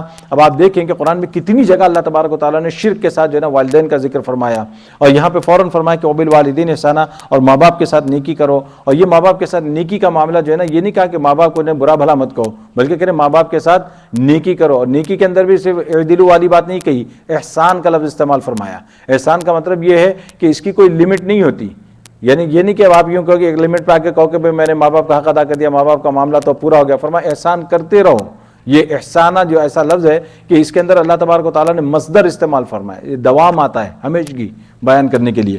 اور اس کے بعد فرمایا نمبر 3 وَلَا تَقْتُلُوا أَوْلَادَكُمْ مِنْ إِمْلَاقٍ، اللہ فرماتے ہیں کہ تم اپنی اولاد کو جو ہے نا مفلسی کی وجہ سے مت مار ڈالو، مفلسی کی وجہ سے مت مار ڈالو، جیسا کہ ابھی میں نے ذکر کیا تو اللہ تبارک و تعالیٰ نے اس کو بھی بیان فرمایا نحن نرزقکم وإیاہم، ہم رزق دیتے ہیں تم کو اور ان کو۔ اب آپ دیکھیں اللہ تبارک و تعالیٰ فرماتے ہیں کہ تم کو بھی رزق ہم ہی دیتے ہیں اور ان کو بھی ہم ہی دیں گے، تو اللہ فرماتے ہیں کہ یہ تم جو سمجھ رہے ہو کہ یہ رزق تمہارا تم کما کے کھا رہے ہو، فرمایا کہ نحن نرزقکم، تم کو بھی ہم ہی دیتے ہیں، اور وہ جب آئیں گے تو ان کو بھی ہم ہی دیتے ہیں۔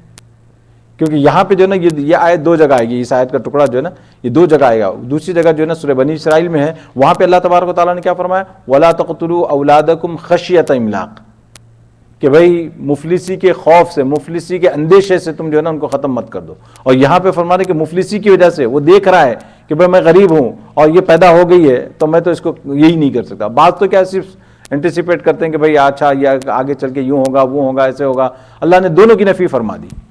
اور یہاں پہ جب یہ کہا کہ مفلسی کی وجہ سے تم ختم کر رہے ہو، اس کا مطلب ہے کہ واقع میں تم مفلسی کے اندر پہنچ چکے ہو اور یہ تمہاری سچویشن ہے، تو اللہ نے فرمایا کہ تم یہ بھی تو دیکھو تو تم کو کون روزی دیتا ہے، نحن نرزقکم، اس لیے اللہ نے یہاں پہ کم پہلے ذکر فرمایا اور ایہم وہاں پہ دوسرے نمبر، یہاں پہ دوسرے نمبر پر۔ اور وہاں پر جب اللہ تبارک و تعالیٰ نے ذکر فرمایا خشیت املاق، وہاں پہ اللہ نے جو ہے نا ترتیب بدل دی، وہاں پہ فرمایا نحن نرزقہم وایاکم، بالکل ترتیب بدل گئی، یعنی تم ان کے اندیشے کی وجہ سے قتل کر رہے ہو تو اللہ فرماتے ہیں کہ ہاں ان کو بھی ہم دیں گے اور تم کو بھی۔ اور یہاں پہ اللہ تبارک و تعالیٰ نحن نرزقکم کو جو پہلے ذکر فرمایا، اس میں بھی بڑی عجیب حکمت جو ہے نا مفسرین بیان فرماتے ہیں کہ بھئی دیکھیں اللہ تبارک و تعالیٰ فرماتے ہیں کہ یہ جو تم کو جو روزی مل رہی ہے، تم کو جو کچھ مل رہا ہے، یہ انہی کی وجہ سے مل رہا ہے، یہ انہی کمزوروں کی وجہ سے مل رہا ہے، انہی بے کسوں کی وجہ سے مل رہا ہے۔ جیسا ایک روایت میں آتا ہے اللہ کے رسول صلی اللہ علیہ وسلم فرماتے ہیں کہ بھئی تم کو جو روزی دی جاتی ہے یہ تمہارے بے کسوں کی وجہ سے، یہ جو ضعیف اور کمزور جو تمہارے پاس ہوتے ہیں، بہت سی مرتبہ جو ہے نا ماں باپ بوڑھے ہو جائیں تو ان کو بوجھ لگنے لگتے ہیں، اللہ فرماتے ہیں روزی تمہاری ان کی وجہ سے آ رہی ہے. یہ بچے بھی بعض مرتبہ انسانوں کو یہ لگتے ہیں, اللہ فرماتے ہیں بہت سی مرتبہ جانوروں کی وجہ سے اللہ تمہیں روزی دیتے ہیں, کہ جانوروں کی وجہ سے اللہ تبارک تعالیٰ روزی دیتے ہیں ہم کو. تو یہ اللہ فرماتے ہیں کہ بھئی تم یہ مت سمجھو کہ تم ان کو کھلا رہے ہو, نحن نرزقکم وإیاہم ولا تقربوا الفواحش ما ظہر منها ما بطن, اور اللہ تبارک تعالیٰ فرماتے ہیں اور قریب نہ جاؤ بے حیائی کے کاموں کے جو ظاہر ہو اس میں سے اور جو پوشیدہ ہو. یہ جو فواحش یہ کون سا حکم ہو گیا؟ 1 2 3 چوتھا ہے نا, یہ ہاں چوتھا, ولا تقربوا الفواحش, اس کے بے حیائی کے کاموں کے قریب مت جاؤ جو ظاہر ہو اور جو پوشیدہ ہو. یعنی ظاہری اور پوشیدہ کے اندر کیسے فرمایا کہ بھئی یہ اس کے بہت سے جو مطلب بیان کیے گئے. ظاہر اور پوشیدہ کا مطلب ایک تو فواحش کس کو کہا جاتا ہے, فواحش کا بھی اگر اچھا ویسے یہ جو یہاں پہ جو مسائل اللہ تبارک و تعالیٰ نے جو 9 چیزیں یا 10 چیزیں جو بیان فرمائی ہیں, ان کو اگر آپ دیکھیں تو ان کی ہر ایک کی الگ الگ دوسری جگہوں پہ اس کی مذمت آ چکی ہے اور اس کی تاکید آ چکی ہے, لیکن یہاں پہ اللہ تبارک و تعالیٰ نے ان کو ایک جگہ بیان فرمایا ہے. اس وجہ سے جو ہے نا اس کو ایک بڑا وہ کیا گیا کہ بھائی اللہ تبارک و تعالیٰ نے ایک وصیت نامے کے طور پر اور اس طریقے سے یہ فرمایا یہاں پہ. تو اب یہ فاحشہ کس کو کہا جاتا ہے؟ فاحشہ کے معنی جو ہے نا کیے گئے, جیسا کہ ہم عام طور پر اس کو کہتے ہیں بے حیائی کا ترجمہ کر لیتے تھے. اس کا ترجمہ جو ہے نا بے حیائی کا کام, یا اصطلاحی طور پر اس کو کیا کہا جاتا ہے؟ برا کام. جو برا کام ہو اس کو کہا جاتا ہے. یا بعض حضرات نے فرمایا کہ بھائی ایسا کام فاحشہ جس کی برائی آپ سے نکل کر دوسروں تک پہنچے, جس کی برائی آپ سے نکل کر دوسروں تک پہنچے, معاشرے کے اندر, سوسائٹی کے اندر, ایسے کام کو جو ہے نا یہ فاحشہ کہا جاتا ہے. اچھا, اور پھر اس کے اندر فحشا, بعض حضرات نے فرمایا کہ فحشا سے مراد کیا ہے؟ بڑے گناہ. اب وہی بات ہے, اگر آپ سب کے اگر قریب تعریفیں ہیں, اگر ان کو سب کو آپ جمع کریں, بات وہی نکلتی ہے جو بڑا گناہ ہوگا, جو دوسرے تک اس کا اثر پہنچے گا, اور یہ ساری چیزیں جو ہے نا, اور ایسے کام جس کو سوسائٹی برا سمجھتی ہو, فحشا, یہ سب کے اندر ان کے اندر داخل ہے. اب یہاں پہ جو ہے نا افعال ظاہر ما ظہر منہا وما بطن سے مراد کیا ہے؟ ظاہری طور پر آدمی اپنے اعضاء کے ساتھ جو کام کرتا ہے, مثال کے طور پر ہاتھ سے جو ہے نا کسی کو پکڑنا یا نہیں پکڑنا چاہیے, کسی کو دیکھنا یا نہیں دیکھنا چاہیے, اور دوسرا ہے کہ دل کے اندر جو ان کے بارے میں سوچے, ان کے بارے میں خیالات پکائے, اور جو غلط کام کرنے کے پلاننگ جو کرتا ہے آدمی, تو فرمایا کہ یہ ساری کی ساری چیزیں جو ہے نا اللہ تبارک و تعالیٰ نے اس کے اندر داخل فرما دی ہیں, ما ظہر منہا وما بطن. اچھا, اور بعض حضرات نے جو ہے نا فاحشہ سے مراد, جیسا کہ اگر گناہ کبیرہ کی اگر آپ تفسیر لیں, گناہ کبیرہ کی تفسیر لیں تو ظاہر ہے کہ یہ جو اعضاء سے جو گناہ ہیں وہ تو سمجھ میں آتے ہیں. تو ما بطن جو ہے وہ کیا ہے؟ تو فرمایا کینہ, حسد, ناشکری, تکبر, یہ جو اندرونی جو بیماریاں انسان کی جو خرابیاں ہیں وہ اس کے اندر داخل ہیں. تو ولا تقربوا الفواحش ما ظہر منہا ما بطن. اور دوسرا یہ کہ یہ بات بھی ذہن میں رہے کہ اللہ تبارک و تعالیٰ کا ایک بڑا عجیب انداز ہے قرآن میں کہ یہ جو ہے نا یہ نہیں کہتے کہ یہ کام مت کرو, فرمایا کہ اس کے قریب مت جاؤ, اس کے قریب مت جاؤ. یہ بڑی زبردست بات ہے کہ بھائی اگر آپ اس علاقے کو اوائڈ کریں, اس سچویشن کو اوائڈ کریں, تو آپ اس گناہ سے بہت ممکن ہے آپ آرام سے بچ جائیں گے. آدمی یہ بولے کہ بھائی میں پہلے اس میں کودوں تو صحیح, دیکھوں تو صحیح ہے کیا, پھر بچنا چاہوں, بولے نہیں. یہ جو ہے نا وہ ہنگامہ ہو رہا ہے, ہنگامے میں جانا بھی ہے, اور پھر کہتے ہیں نہیں وہاں جا کے بچوں گا, میں وہاں جا کے اپنی حفاظت کروں گا. نہیں, فرماتے ادھر جاؤ نہیں, بات ہی ختم. یہ ولا تقربوا الفواحش ما ظهر منها وما بطن ولا تقتلوا النفس التي حرم الله الا بالحق. اللہ تبارک و تعالیٰ فرماتے ہیں اور مار نہ ڈالو اس جان کو جس کو حرام کیا اللہ تبارک و تعالیٰ نے مگر حق کے ساتھ. یہاں پہ دیکھیے یہ 5واں حکم آ گیا. اس حکم کے اندر اللہ تبارک و تعالیٰ فرماتے ہیں کسی کو تم بلا وجہ قتل مت کرو. اگر کسی کو قتل کیا جا سکتا ہے تو 3 وجوہات کی بنا پر قتل کیا جا سکتا ہے, جیسا کہ اللہ کے رسول صلی اللہ علیہ وسلم روایت میں بیان فرماتے ہیں. ایک تو یہ کہ آدمی جو ہے نا شادی شدہ ہو اور وہ زنا کر بیٹھے تو اس کو جو ہے نا زنا کی سزا میں اس کو قتل کیا جائے گا. اور دوسرے نمبر پر اگر کسی کو قتل کیا جائے گا تو اس وجہ سے قتل کیا جائے گا کہ اس نے کسی کو قتل کیا ہوگا بے قصور, یعنی قصاص کے طور پر کسی کو قتل کیا جا سکتا ہے. اور تیسرے نمبر پر اللہ کے رسول صلی اللہ علیہ وسلم نے فرمایا کہ جو آدمی اپنا دین چھوڑ دے, یعنی اسلام سے خارج ہو جائے, مرتد ہو جائے, اس کو قتل کیا جا سکتا ہے. اب یہاں پہ دیکھیں آپ ان کے علاوہ اگر کسی نے کسی کو قتل کیا تو اللہ تبارک و تعالیٰ فرماتے ہیں کہ بھئی ہر ایک کی حرمت ہے, ہر ایک آدمی, ہر ایک جان کی جو ہے نا عزت ہے, اس کو ایسے قتل نہیں کیا جا سکتا ہے. اور حضرت عثمان رضی اللہ تعالیٰ عنہ نے جو ہے نا یہی حدیث پیش کی تھی جو جس وقت آپ کے گھر پر جو بلوائی آئے تھے اور حملہ کر رہے تھے تو آپ نے کہا تھا کہ مجھے کیوں قتل کرنے کے پیچھے پڑے ہو تم لوگ, کیا میں نے یہ کیا نعوذ باللہ. اور وہ فرماتے ہیں کہ میں نے اسلام لانے کے بعد تو کیا میں نے اپنی زمانے جاہلیت میں بھی کبھی میں نے زنا نہیں کیا, اور پھر جو ہے دوسرے نمبر پر میں نے کسی کا قتل نہیں کیا کبھی, اور پھر اگر تیسرے نمبر پر اور فرماتے ہیں کہ بھائی میں ابھی بھی جو ہے نا اسی اسلام پہ باقی ہوں جس اسلام کو میں نے محمد رسول اللہ کے ہاتھ پہ قبول کیا تھا. یعنی مطلب یہ کہ آپ نے اپنی پوری برات ظاہر کی. کسی کو اگر قتل کرنا ہو تو ان تین میں سے کوئی ایک ریزن چاہیے, اور جب وہ یہاں کوئی ریزن نہیں ہے تو مجھے کیوں قتل کر رہا؟ حضرت عثمان رضی اللہ عنہ نے بھی یہ روایت پیش کی تھی. ذالکم وصاکم بہ لعلکم تعقلون. اللہ تبارک و تعالیٰ فرماتے ہیں, اللہ تبارک و تعالیٰ نے یہ حکم کیا تاکہ تم سمجھو. ولا تقربوا مال الیتیم الا بالتی ہی احسن حتی یبلغ اشدہ. یہ چھٹا حکم یہاں پہ بیان فرماتے ہیں کہ یتیم کے مال کے قریب مت جاؤ مگر اس طرح سے کہ وہ بہتر ہو, یہاں تک کہ وہ پہنچ جائے وہ اپنی جوانی کو. اس کا ذکر بھی جو ہے نا سورہ نساء کے شروع میں آ چکا ہے. اللہ تبارک و تعالیٰ نے کتنی تاکید فرمائی یتیم کے مال کے بارے میں کہ بھئی تم بلا وجہ کہ ان کے مال کو جو ہے نا ضائع مت کرو, اور ان کے مال کو جو ہے نا ظلمن مت کھاؤ, اور ان کے مال کے اندر جو ہے نا خیانت مت کرو, اور ان کا مال اس وجہ سے جلدی جلدی ختم نہ کر دو کہ یہ بڑے ہو کے کہیں تم سے مطالبہ نہ کر لیں. یعنی کسی بھی طریقے سے بددیانتی سے اس طرح سے یا نہ کرنا. کیوں؟ اللہ تبارک و تعالیٰ نے سورہ بقرہ میں بیان فرمایا تھا واللہ یعلم المفسد من المصلح. اللہ کو یہ معلوم ہے کہ بھئی تمہاری نیت کیا ہے, کس نیت سے تم یہ کر رہے ہو. تو اس وجہ سے فرمایا یتیم کے بارے میں, کیونکہ بہت تفصیل آ چکی ہے, بہت سی مرتبہ آ چکی ہے, اس لیے میں آگے چلتا ہوں. اس کے بعد جو ہے نا نمبر 7 جو فرمایا وَأَوْفُوا الْكَيْلَ وَالْمِيزَانَ بِالْقِسْطِ. اور اللہ تبارک و تعالیٰ فرماتے ہیں کہ پورا کرو ماپ اور تول کو انصاف کے ساتھ. اللہ فرماتے ہیں کہ بھئی ناپ اور تول کا معاملہ جہاں پر آئے اس کو جو ہے نا پورے طور پر اور انصاف کے ساتھ تول کر دیا کرو. اور یہ چیز ایسی ہے کہ ناپ تول کا معاملہ یہ ہے کہ ناپ تول کے اندر جب دینے والا ہو تو جھکتا ہوا تولے.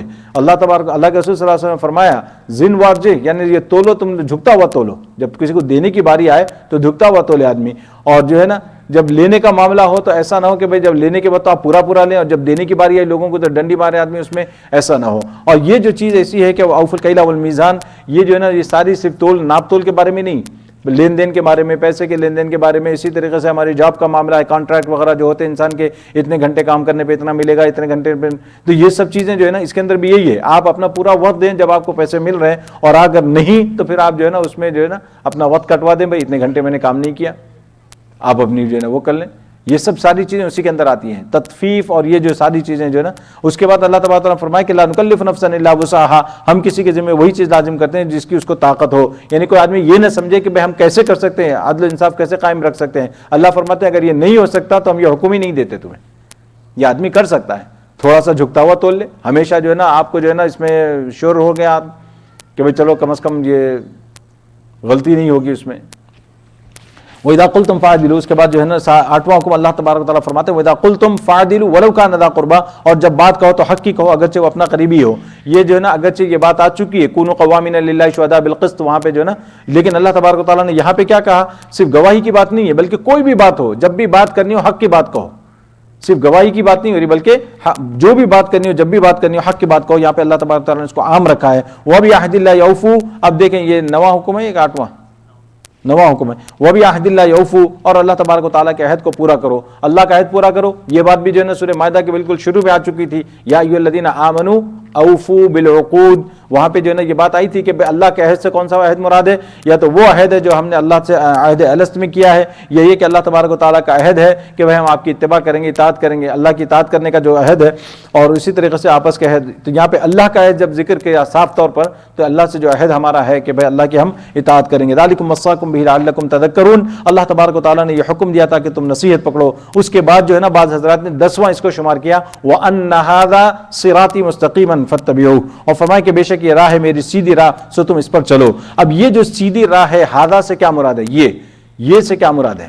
تو اب بعض حضرات نے یہاں پہ فرمایا کہ بھئی یہ سے مراد یہ قرآن, وَأَنَّ هَذَا صِرَاطِي, اور بعض حضرات نے فرمایا یہ سے مراد یہ جو ابھی آپ کو جو 8 یا 9 حکم جو ابھی بیان کیے گئے, یہ میرا سیدھا راستہ ہے.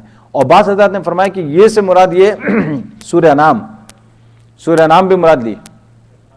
اندازہ لگائیے کہ وہ فرماتے ہیں کہ بھئی اللہ تبارک و تعالیٰ نے اس سورہ انعام کے اندر جو چیزیں بیان فرمائی ہے, اسی لیے آپ کو شروع میں بتا دیا گیا تھا کہ اللہ تبارک و تعالیٰ نے اصول توحید, اصول اسلام بہت کھول کر اس کے اندر بیان فرمائے.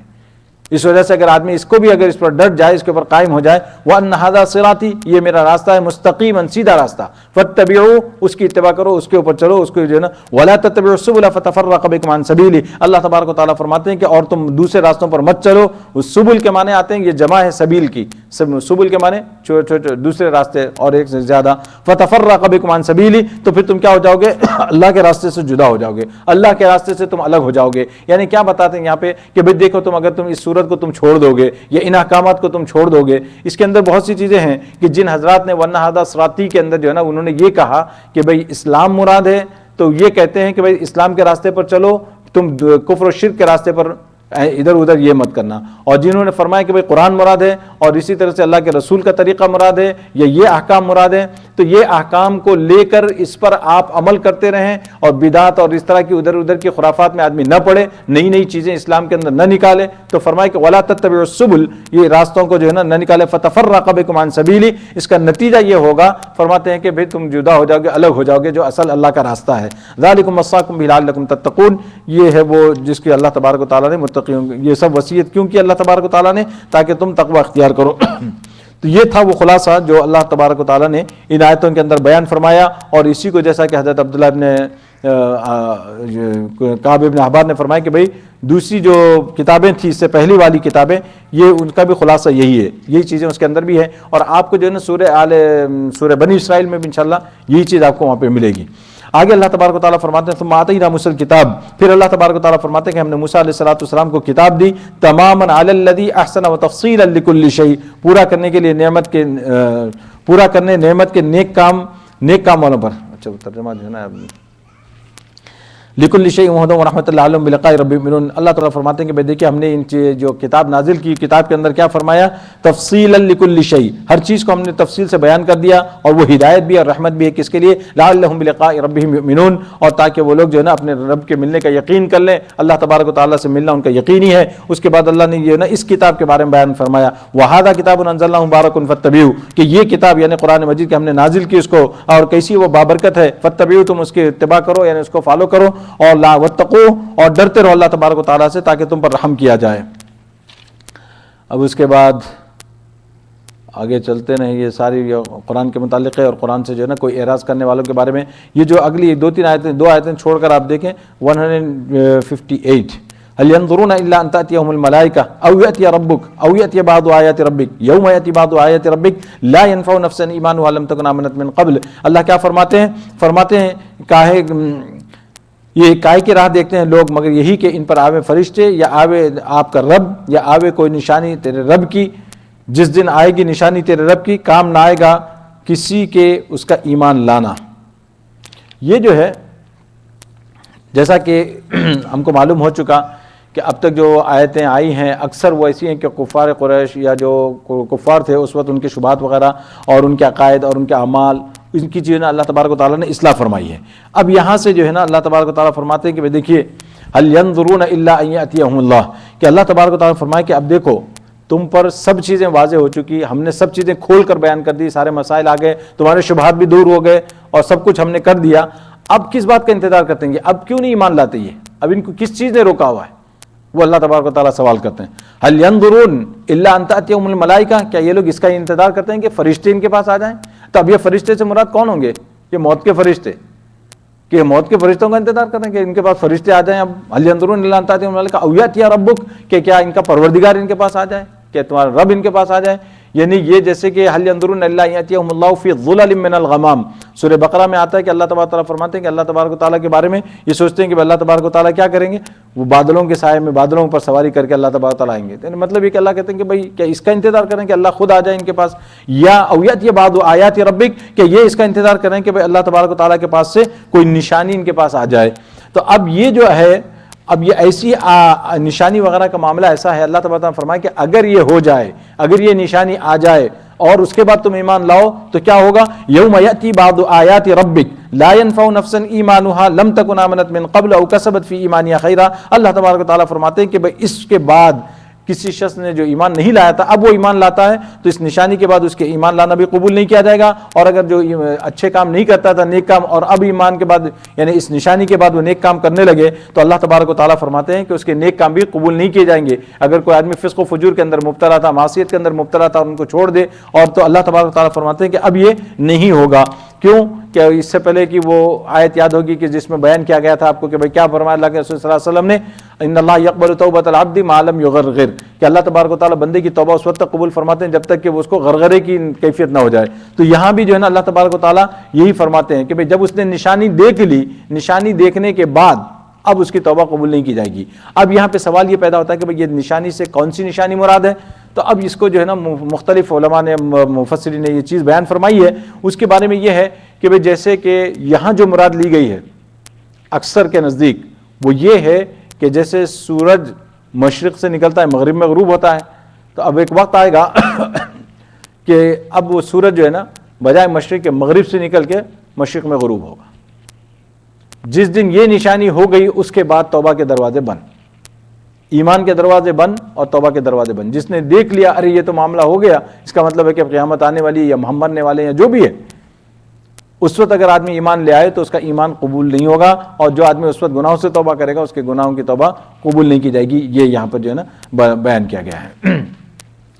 اچھا، اس کے بعد جو ہے جب یہ بات آئی قیامت سے پہلے، جیسا کہ ایک روایت میں آتا ہے کہ اللہ کے رسول صلی اللہ علیہ وسلم نے 10 نشانیاں بیان فرمائی ہے کہ 10 میجر نشانیاں ہوں گی، بڑی بڑی نشانیاں، ان نشانیوں میں سے ایک نشانی آپ نے یہ بھی بیان فرمائی ہے۔ دابۃ الارض کا بھی بیان فرمایا کہ بھئی ایک جانور نکلے گا، بڑا سا جانور، اور ایک آپ نے فرمایا کہ بھئی ایک آگ نکلے گی جو لوگوں کو جو ہے نا ہانک کر لے کے جائے گی، اور زلزلے ہوں گے، 3 زلزلوں کی آپ نے پیشن گوئی فرمائی ہے، اور ایسٹ اور ویسٹ میں، اور پھر ایک زلزلہ جو ہے نا خود یعنی عربین پیننسلا کے اندر۔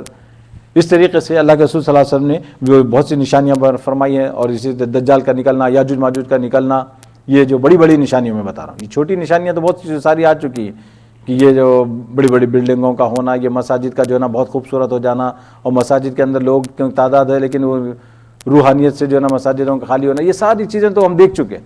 لیکن اب یہ بڑے بڑے جو اللہ کے رسول صلی اللہ علیہ وسلم نے میجر نشانیاں بیان فرمائی ہیں اس کا انتظار کرے، تو اس میں جو ہے ایک یہ بھی ہے کہ سورج کا بجائے مشرق سے مغرب سے نکلنا اور پھر ادھر اس کا غروب ہونا۔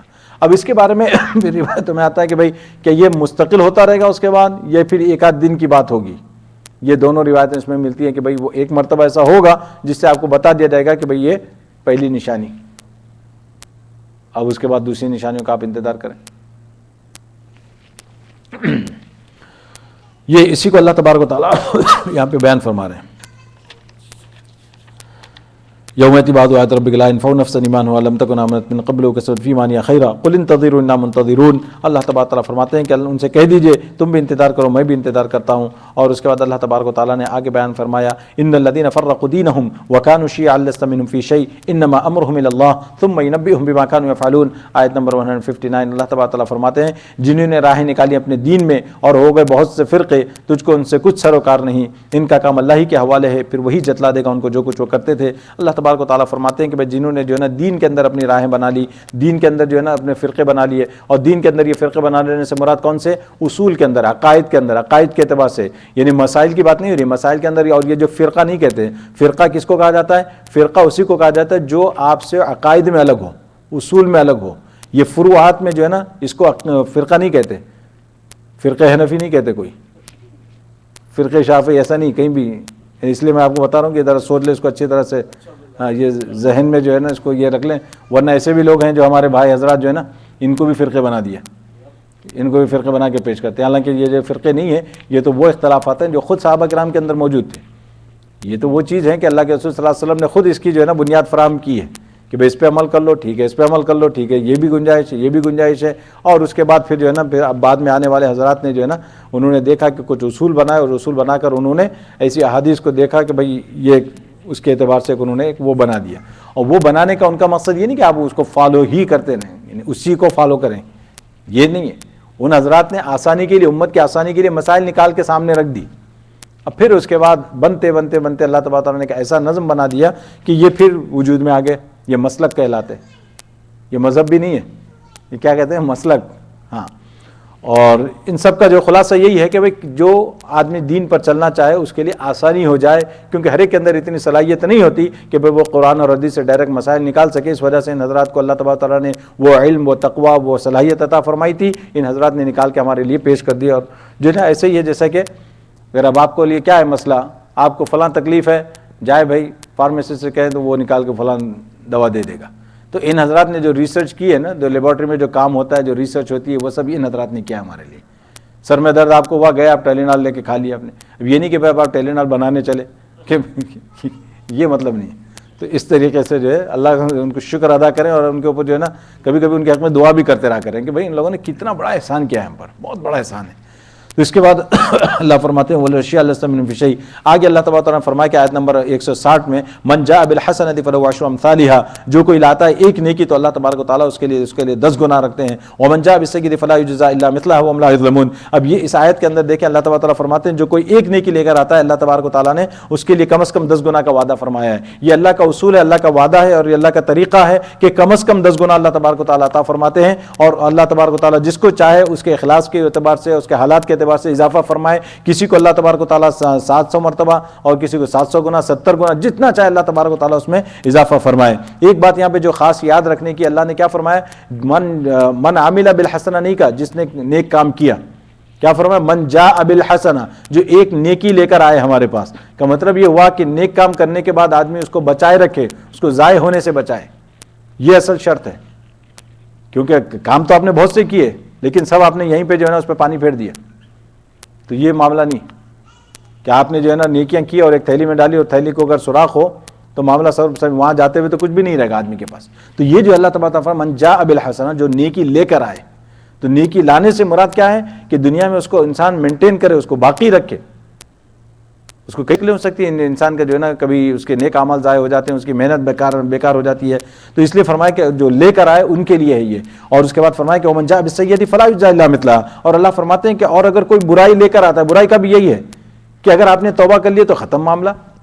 تو برائی جو کچھ ہوئی تھی یہیں پہ ختم ہو گئی، وہاں تو کچھ بھی نہیں گئی آپ کے ساتھ. دیکھیں کیسی بڑی بات اللہ فرماتے ہیں. ومن جاء بالسیئۃ، اور جو کوئی لے کر آئے، اس کا مطلب ہے کہ ہم نے اتنے موقع دیے اس کے باوجود بھی اس نے جو ہے نا اس کا فائدہ نہیں اٹھایا اور اس سے جو ہے نا معاف نہیں کروا لیا ہم سے، پھر بھی ہمارے پاس آ جاتا ہے. تو اللہ کہتے ہیں چلو ہمارا معاملہ یہ ہے کہ ایک برائی کا صرف ایک ہی کا ہم بدلہ دیں گے. اس پہ اللہ تبارک و تعالیٰ جو ہے نا ملٹیپلائی نہیں کرتے. کیسی بڑی بات ہے. اور اس کے بعد جو ہے نا اس حدیث کو بھی یہاں پہ ذہن میں رکھنا چاہیے جس میں اللہ کے رسول صلی اللہ علیہ وسلم فرماتے ہیں کہ اگر مومن بندہ کسی نیک کام کا ارادہ کرتا ہے، محض ارادہ کرنے پر اس کو نیکی مل جاتی. اگر اس نے کام نہیں بھی کیا، موقع نہیں ملا اس کو، تب بھی اس نے نیک ارادے پر اس کو اللہ تبارک و تعالیٰ نیکی عطا فرما دیتے ہیں. اور اسی طریقے سے فرماتے ہیں کہ بھائی اگر اس نے کسی برائی کا ارادہ کیا تو وہاں کچھ نہیں لکھا جاتا، اور برائی کا ارادہ کیا لیکن اس پر عمل نہیں کیا تو اس پر بھی اس کو نیکی ملتی ہے. عجیب معاملہ ہے. تو اس لیے جو ہے نا خالی نیکی کرتے ارادے پہ بھی جو ہے نا نیکی ملتی رہتی ہے. اس وجہ سے شاید بیچارے جماعت والے بار بار کہتے ہیں ارادہ کر لیں آپ، تو ارادے پہ بھی جو ہے نا کام شروع ہو جاتا ہے. تو یہ آگے فرمایا قل اننی ہدانی ربی الی صراط مستقیم دینا قیما ملت ابراہیم حنیفا وما کان من المشرکین. آپ کہہ دیجئے کہ مجھ کو سجائی میرے رب نے سیدھی راہ اور دین صحیح ملت ابراہیم کی جو ایک ہی طرف کا تھا. یہاں پہ جو ہے نا اب یہ جو آیتیں یہاں سے شروع ہو رہی ہیں یہ سورہ انعام کی جو ہے نا بالکل آخری آیتیں ہیں. اب یہ جو ہے نا یہاں سے 6 آیتیں باقی رہ گئی سورت ختم ہونے میں. ان 6 آیتوں میں اللہ تبارک و تعالیٰ کیا فرماتے ہیں کہ اب دین کے بارے میں جو اس سے پہلے بات آئی تھی مشرکین کی کہ ان لوگوں نے کیسی افراط و تفرید کی تھی، کیسی انہوں نے غلو سے کام لیا تھا، تو اللہ تبارک و تعالیٰ اب یہاں سے اس کی ایک صحیح تصویر پیش کرتے ہیں آخر تک. اور اس صحیح تصویر پیش کرنے میں جو پہلی جو 3 آیتیں ہیں اس کے اندر اللہ تبارک و تعالیٰ نے اصولی بات بیان فرمائی ہے، اور اس کے بعد جو ہے نا دوسرے جو ہے نا ان کے کچھ مغالطے تھے اس کو اللہ تبارک و تعالیٰ نے دور فرمایا. اس کے لیے اللہ تبارک و تعالیٰ نے سب سے پہلے کیا فرمایا؟ قل اننی ہدانی ربی الی صراط مستقیم. آپ یہ فرما دیجیے کہ مجھے اللہ تبارک و تعالیٰ نے سیدھا راستہ دکھلایا ہے، اور میرا راستہ جو ہے میرے خیالات کے تابع نہیں ہے، میرے باپ دادا کے خیالات کے تابع نہیں ہے، یا ان کا راستہ میں نہیں اختیار کر رہا ہوں، میرے رب کا راستہ ہے. یہ دیکھیں اس میں یہ اللہ تبارک و تعالیٰ بتانا چاہتے ہیں کہ بھئی یہ راستہ میرے رب کا ہے. اور رب جو ہے نا یہ لفظ رب بار بار آئے گا. اس لفظ کی حقیقت کو اگر ہم سمجھ لیں تو اللہ سے جو ہے ایک محبت پیدا ہو جائے انسان کو. کیوں اللہ تبارک و تعالیٰ رب کا لفظ استعمال فرماتے ہیں؟ سبحان ربی العظیم، سبحان ربی الاعلیٰ. قبر میں بھی جائیں گے تو من ربک کا پوچھا جائے گا. اللہ کونے نہیں پوچھیں گے، من ربک. یہ بڑی بات ہے، اس میں جو ہے نا بہت پیار ہے اللہ تبارک تعالیٰ کا. اس لیے جہاں بھی یہ لفظ آتا ہے، لفظ اللہ چھوڑ کر دوسرے الفاظ کو چھوڑ کر جب لفظ رب بتایا جاتا ہے نا تو ایک محبت بھرا لفظ ہوتا ہے یہ. کیونکہ رب کہتے کس کو ہے؟ تربیت سے نکلا ہے، جو آپ کی ہر ضرورت کا نظام، ہر ضرورت کی کفالت کرے، ہر ضرورت آپ کی مہیا کرے، اور اس کے بعد آپ کو پیک تک لے کر جائے. جیسے ہوتا ہے نا پودے کو ہم دیکھتے ہیں، جب آپ زمین میں ڈال دیا بیج، اب اس کے بعد اس کی کون ٹیک کیئر کرتا ہے، دیکھ ریکھ کون کرتا ہے؟ اس کو پانی کتنا چاہیے، اس کو ہوا کتنی چاہیے. اس کو اگر زیادہ پانی ملے تو سڑ جائے گا بیچارہ، اگر پانی بالکل نہ ملے تو سوکھ جائے گا. اس کو ہوا کتنی چاہیے، سورج کی روشنی کتنی چاہیے، زیادہ ملے تو جل جائے گا. یعنی مطلب ہے کہ عجیب دنیا ہے. اللہ تبارک تعالیٰ اس کو کیسے پھر اس کو پالتے ہیں. پھر اگر اس کو دیکھتے ہوئے آہستہ آہستہ جب آدمی خود اگر آپ کرتے ہیں تو باغبانی اس میں آپ کو اندازہ ہوتا ہے. روز جا کے دیکھتا ہے آدمی صبح، اچھا اب کہاں تک پہنچا، کوئی پھل نکلا کہ نہیں نکلا. تو یہ انسان کے ساتھ بھی اللہ تبارک تعالیٰ کا یہی معاملہ ہے، رب. تو اس لیے جو ہے فرمایا کہ قل اننی ہدانی ربی الی صراط مستقیم. اس کی ربوبیت ہے، یہ شان ربوبیت کا تقاضا ہے کہ اس نے مجھے سیدھا راستہ دکھایا یہ. اور اس کے بعد فرمایا کہ دینا قیما ملت ابراہیم حنیفہ. یہاں پہ جو ہے نا دین کے ساتھ جو ہے نا ایک لفظ استعمال فرمایا قیم. قیم کے معنی اور قیم کے معنی آتے ہیں کہ سیدھا راستہ اور مضبوط راستہ. اور فرمایا ملت ابراہیم حنیفہ، اور یہ ملت ہے کس کی، یہ طریقہ کس کا ہے، یہ ابراہیم علیہ السلام کا طریقہ ہے. یہ اللہ تبارک و تعالیٰ نے کیوں بیان فرمایا؟ بات چل رہی تھی مشرکین کی، اور مشرکین کا بھی دعویٰ یہ تھا کہ ہمارے فور فادروں میں جو ہے نا ابراہیم علیہ السلام ہیں جن کے طریقے پر ہم چلتے ہیں. تو اللہ تبارک و تعالیٰ نے فرمایا کہ دین قیم ہے ابراہیم علیہ السلام کا طریقہ، تو یہ ہونا چاہیے. اور ابراہیم علیہ السلام کون تھے؟ حنیف تھے. حنیف تھے کا مطلب یہ کہ تمام باطل راستوں سے، تمام جو غلط راستوں سے کٹ کر وہ سیدھے راستے پر چلنے والے تھے، ہدایت پر تھے اور توحید پر چلنے والے تھے. وما کان من المشرکین. اب چونکہ یہاں ان کی بات چل رہی ہے تو اللہ تبارک و تعالیٰ نے ابراہیم علیہ السلام کی یہ صفت ذکر فرما دی کہ یہ مشرکین میں سے نہیں تھے. اس کے بعد اللہ تبارک و تعالیٰ کیا فرماتے ہیں؟ قل ان صلاتي ونسكي ومحياي ومماتي لله رب العالمین. تو اب یہاں پہ جو ہے نا حنیفن کے ذریعے سے اللہ تبارک و تعالیٰ نے کیا دور فرما دیا ان کا مغالطہ کہ بھئی دیکھو تم ابراہیم کی طرح عبادت نہیں کر رہے ہو، تم ابراہیم کی طرح نہیں ہو. کیوں؟ ابراہیم نے جو ہے نا اللہ کے علاوہ کسی کو معبود نہیں بنایا. ابراہیم نے جو ہے نا ہمیشہ توحید پر قائم رہ کر دکھایا. تو یہ جو ہے اللہ تبارک و تعالیٰ یہاں پہ بیان فرماتے ہیں گویا کہ تم کو بھی شرک سے نفرت کرنی چاہیے جیسے کہ تمہارے دادا ابراہیم علیہ السلام کرتے تھے. اس کے بعد فرمایا قل ان صلاتي ونسكي ومحياي ومماتي لله رب العالمین. فرماتے ہیں کہ بھئی یہاں پہ بھی دیکھ لیں کہ فرماتے ہیں کہ بے شک میری نماز اور میری عبادت. نسک کس کو کہا جاتا ہے؟ ہر نیک کام کو، ہر عبادت کو نسک کہا جاتا ہے. اور ویسے جو ہے یہ نسک جو ہے نا بعد میں یہ خاص ہو گیا کس کے ساتھ؟ حج کے اعمال کے ساتھ. مناسک حج کہا جاتا ہے نا، مناسک وہ. تو یہ نسک اور مناسک جو ہے یہی ہے. تو فرماتے ان صلاتي ونسكي، میری نماز اور میرا ہر عمل، میری ہر عبادت.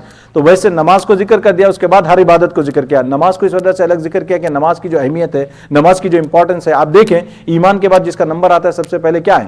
نماز ہے. تو اس لیے فرمایا کہ ان صلاتي ونسكي ومحياي ومماتي. محیاي و مماتی کا مطلب میرا مرنا اور جینا، میرا اور مرنا جینا دونوں یہ سب کے سب کیا ہے؟ للہ رب العالمین. یہ تمام کے تمام اللہ کے لیے ہیں. اب یہاں پہ بھی یہی بات ہے کہ بھئی مرنے جینے میں کیا تعلق ہے انسان کا؟ تو فرمایا کہ بھئی مرنے جینے سے مراد یہ ہے کہ میرا ہر عمل، میرے مرنے سے لے کر میرے زندہ رہنے تک ایک ایک سانس، یہ تمام کی تمام کس کے لیے ہے؟ اللہ کے لیے ہے. اب اللہ کے لیے ہے تو کیسے ہوگی یہ؟ پھر جیسے اللہ بتائیں گے ویسے ہوگی یہ.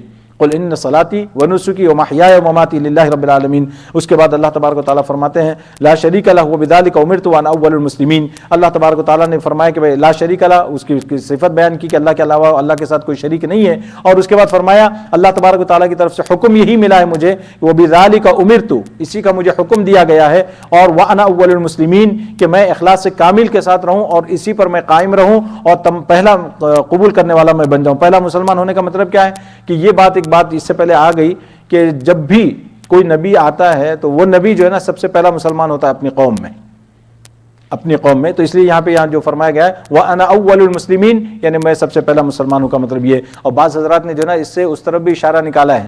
کس طرف؟ جس میں اللہ کے رسول صلی اللہ علیہ وسلم کی ایک روایت ملتی ہے کہ اگرچہ بعض حضرات نے اس پر کلام بھی کیا ہے، اول ما خلق اللہ نوری، کہ سب سے پہلی چیز جو اللہ تبارک و تعالیٰ نے پیدا فرمائی وہ میرا نور ہے. یعنی جب اس کے بعد نبی پاک علیہ السلام کا نور ہے، اگرچہ آپ بعد میں تشریف لائے لیکن آپ کا نور اللہ تبارک تعالیٰ نے بہت پہلے پیدا کر دیا تھا. تو اس کی طرف بھی اشارہ فرماتے ہیں وانا اول المسلمین، سب سے پہلا مسلمان میں ہوں. تو اس اعتبار سے بھی اگر جو ہے نا کوئی اس میں یہ نہیں ہوگا. اچھا اس کے بعد ہے دیکھیں قل اغیر اللہ یبغی ربا ورب کل شیء. یہ فرماتے ہیں کہ آپ کہہ دیجئے کہ اب میں اللہ کے سوا کسی اور کو تلاش کروں، کوئی اللہ کے سوا تلاش کروں کوئی اور رب، اور وہ رب کل شیء، اور وہی تو رب ہے ہر چیز کا.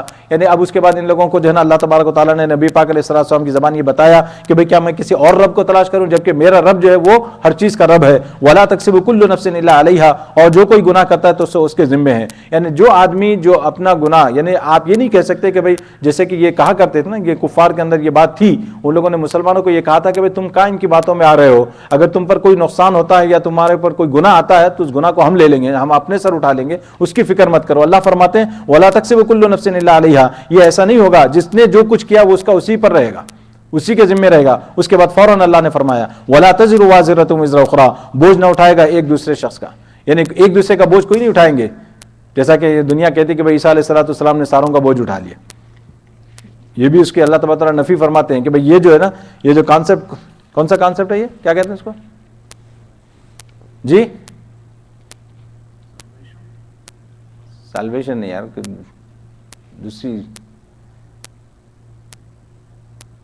عیسائیت کا جو کانسیپٹ ہے سیویئر، نہیں بھائی وہ لفظ ہے اس کے لیے خاص،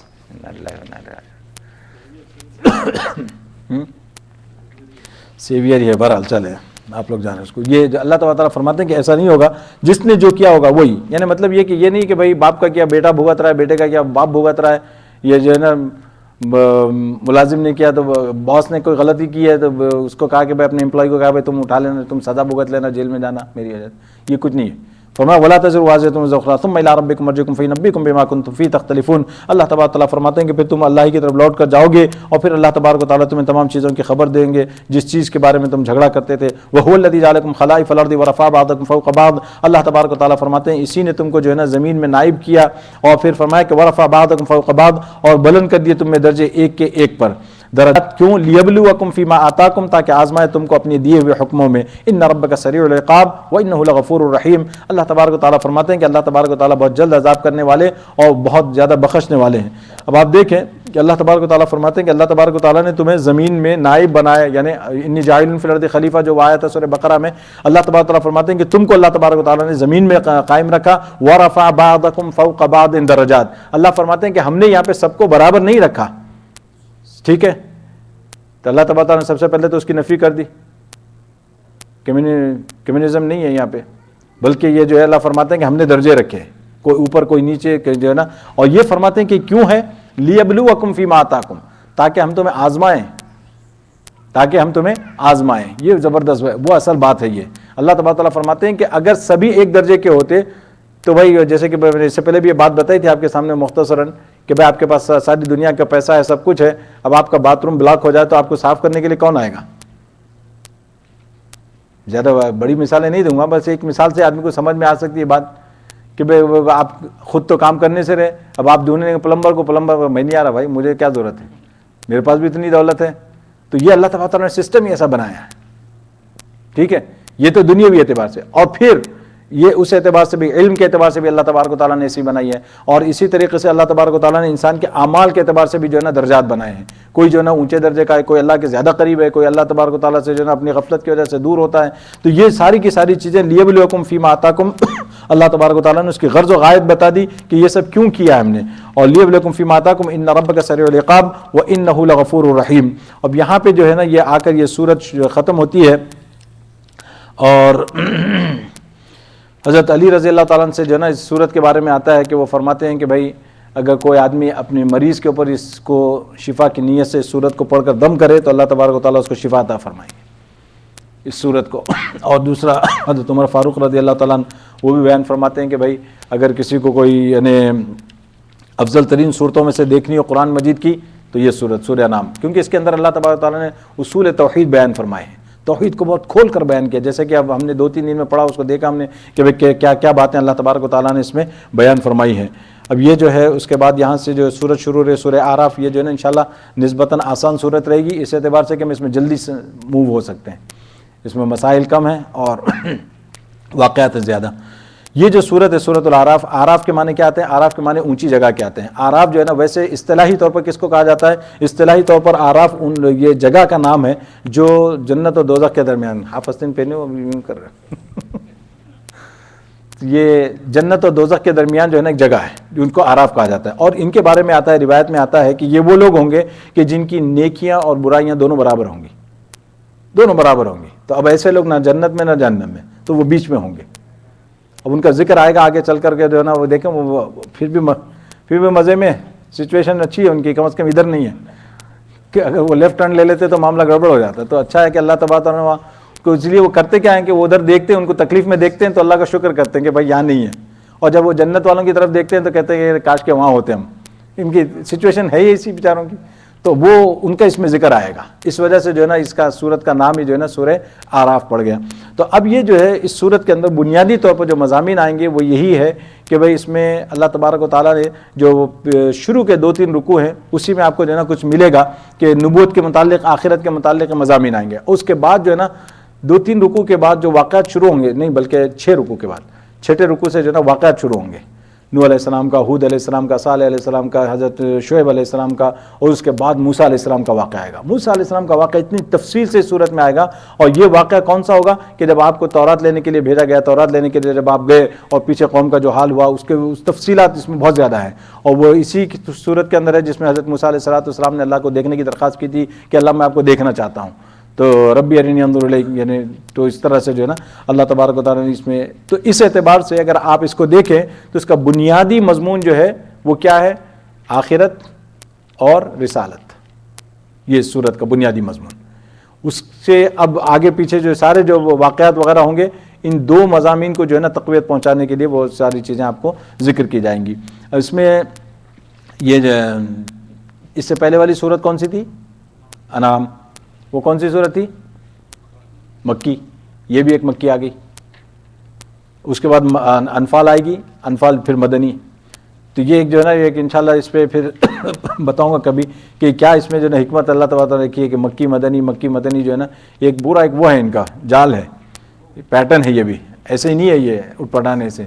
ہاں، تو اس میں جو ہے اللہ فرماتا ہے الف لام میم کتاب انزل الیک فریکن فی صدرک۔ اگر آپ پہلا رکوع اس کو دیکھ لیں، پہلے رکوع کے اندر اللہ تبارک و تعالیٰ نے بالکل نبوت کے بارے میں یہی بات بیان فرمائی کہ نبی صلی اللہ علیہ وسلم نے یہ کتاب آپ کی طرف جو نازل کی ہے فلیکن فی صدرک حرج من، یہ فرمائے کہ بھئی اس کا مطلب یہ نہیں کہ یہ سے آپ جو ہے نا اس میں تنگ ہو جائیں یا جی آپ کی تنگی محسوس کریں، اس کا مطلب یہ کہ اس سے آپ نصیحت دیں لوگوں کو، اتبعوا ما انزل الیکم من ربکم ولا تتبعوا من دونہ اولیاء۔ اب آپ دیکھ لیں پورا اسی کے اوپر اللہ تبارک و تعالیٰ نے بات کی ہے نیکیوں کے بارے میں۔ اس کے بعد ایک بات بیان فرمائی آیت نمبر 6 کے اندر، فرمایا کہ فلنسألن الذین ارسل الیہم ولنسألن المرسلین، ہم ضرور پوچھتے ہیں ان سے جن کے پاس رسول بھیجے گئے تھے، اور ہم کو ضرور پوچھنا ہے رسولوں سے۔ اللہ فرماتے ہیں دونوں سے پوچھیں گے، امتوں سے بھی پوچھیں گے، رسولوں سے بھی پوچھیں گے کہ بھئی تمہارے پاس رسول بھیجے گئے تھے، انہوں نے پیغام پہنچایا، اسی طریقے سے رسولوں سے بھی پوچھا جائے گا بھئی جو پیغام تم کو دیا گیا تھا تم نے پہنچا دیا۔ فلنقصن علیہم بعلم وما كنا غائبین، اللہ تبارک تعالیٰ فرماتے ہیں پھر ہم ان کو احوال سنائیں گے اپنے علم سے، اور ہم کہیں غائب نہیں تھے۔ اللہ فرماتے ہیں اس کے بعد ہم نبی پاک علیہ السلام کو احوال سنائیں گے پچھلی قوموں کے۔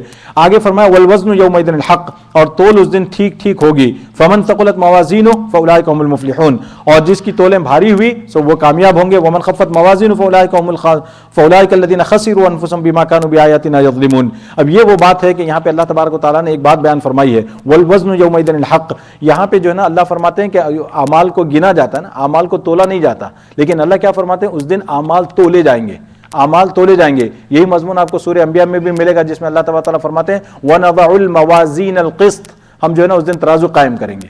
مسئلہ یہ کہ آپ کے اعمال ہیں، اعمال کیسے تولے جائیں گے؟ آپ نے نماز پڑھی، اب نماز کیسے تولی جائے گی؟ آپ نے نماز ایک ایکشن ہے آپ کا ایکشن آیا وجود میں آیا پھر ختم ہو گیا۔ ہو سکتا ہے کہ زکوٰۃ تولی جا سکے لیکن حج کو کیسے تولیں گے؟ تو یہی معاملہ ہے۔ تو فرماتے ہیں کہ بھائی اس کے بارے میں بہت جو ہے نا بحثیں ہیں زبردست، اور امام بخاری رحمۃ اللہ علیہ نے جو ہے نا جو اپنے سب سے آخری حدیث نقل کی ہے بخاری شریف کی، اس کے اندر بھی انہوں نے یہی بحث رکھی ہے کہ بھئی کیا ہوگا اعمال کے ساتھ، کیا معاملہ کیا رہے گا۔ فرماتے ہیں کہ خلاصہ یہی ہے کہ اعمال تولے جائیں گے، وہاں پہ اعمال تولے جائیں گے۔ اعمال تولے جانے کا کیا مطلب ہے؟ یہ نہیں دیکھا جائے گا کہ بھئی آپ نے نماز پڑھی اس نے بھی نماز پڑھی ہے، یہ نہیں دیکھا جائے گا اس کی نماز کتنی وزنی ہے اور اس کی نماز کتنی وزنی ہے، وزن کے اعتبار سے کتنا اخلاص ہے، کتنی اس کی رعایت کی ہے۔ بھئی کھڑے ہو کے 4 رکعت پڑھ لینا سب کے لیے برابر ہے، فقہی اعتبار سے اس کی بھی نماز ہو گئی، اس کی بھی نماز ہو گئی، لیکن حقیقت کے اعتبار سے، روح کے اعتبار سے اس کی نماز کتنی وزنی ہے ہم اس کا اندازہ ہی نہیں لگا سکتے۔ بازو والے کی نماز کتنی ہے، کھڑے ہوئے سبھی ایک ساتھ ہیں، سبھی 4 رکعت پڑھ رہے ہیں، اس وجہ سے جو ہے نا وہاں پہ اعمال کا وزن کیا جائے گا۔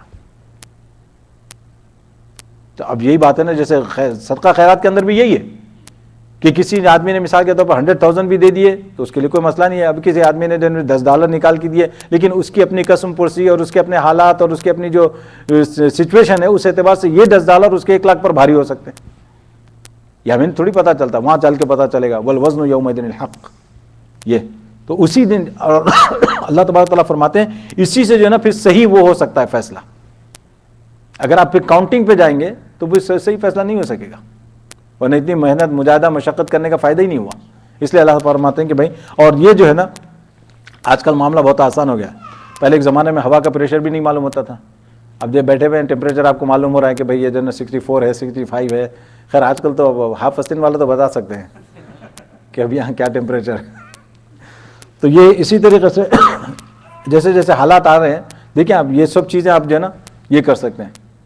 وہ تھرمل امیج جو ہے، تھرمل امیج کے ذریعے سے بھی جو ہے نا آپ کو بہت سی چیزیں معلوم ہو جاتی ہیں، وجود نہیں ہے لیکن آپ اس کو بھی گیج کر لیتا ہے آدمی کہ بھئی یہاں پہ سایہ گزرا ہے، یہاں پہ ہیٹ ہے، یہاں پہ اتنی ہیٹ ہے، یہاں پہ وہ یعنی، اور یہاں بیٹھے ہوئے ہیں اور آپ سورج کی ہیٹ کو جو ہے نا اب آپ کاؤنٹ کر رہے ہیں، مطلب یہ سب چیزیں ہیں وہاں ڈال کے، تو انشاءاللہ اللہ تبارک تعالیٰ کے پاس تو اور بھی آپ یہ جو ہے نا اعمال کا جو ہے نا وزن ہونا یہ کوئی بڑی بات نہیں ہے، میں اس کو اس پہ بتا رہا تھا۔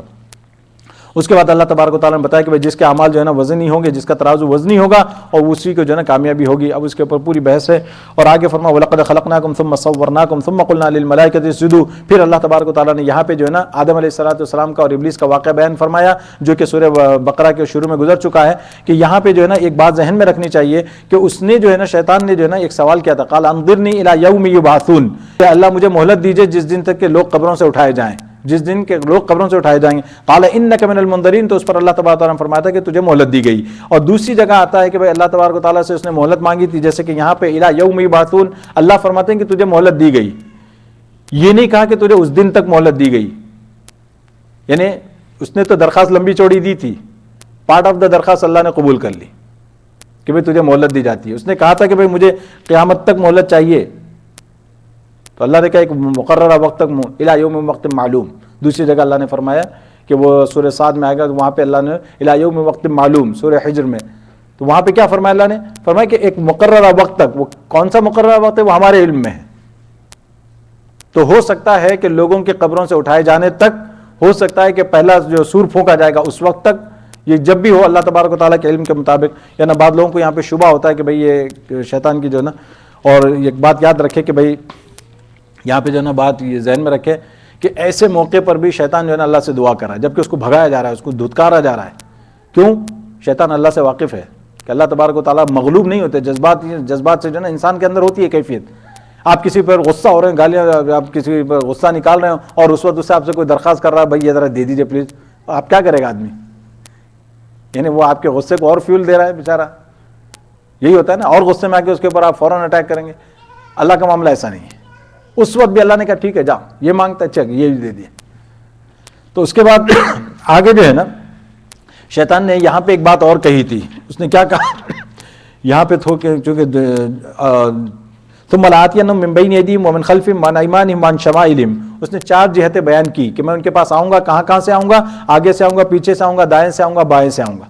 اب یہاں پہ بھی جو ہے نا مفسرین نے بڑی زبردست اپنے اپنے ذوق کے مطابق باتیں بیان کی ہیں کہ بعض حضرات نے فرمایا کہ بھائی اس نے جو ہے نا اوپر کا ذکر نہیں کیا، نیچے کا ذکر نہیں کیا۔ اب یہ معاملہ جو ہے نا اگر آدمی عاجزی اختیار کرے گا تو جو ہے نا شیطان کا اٹیک نہیں ہو سکتا۔ نیچے کا کیا مطلب ہے؟ شیطان نیچے جھکنے سے تو مار کھایا نا، عاجزی اگر کرے گا انسان تو جو ہے نا یہاں بچ جائے گا، شیطان کا اٹیک اس پہ نہیں ہوگا۔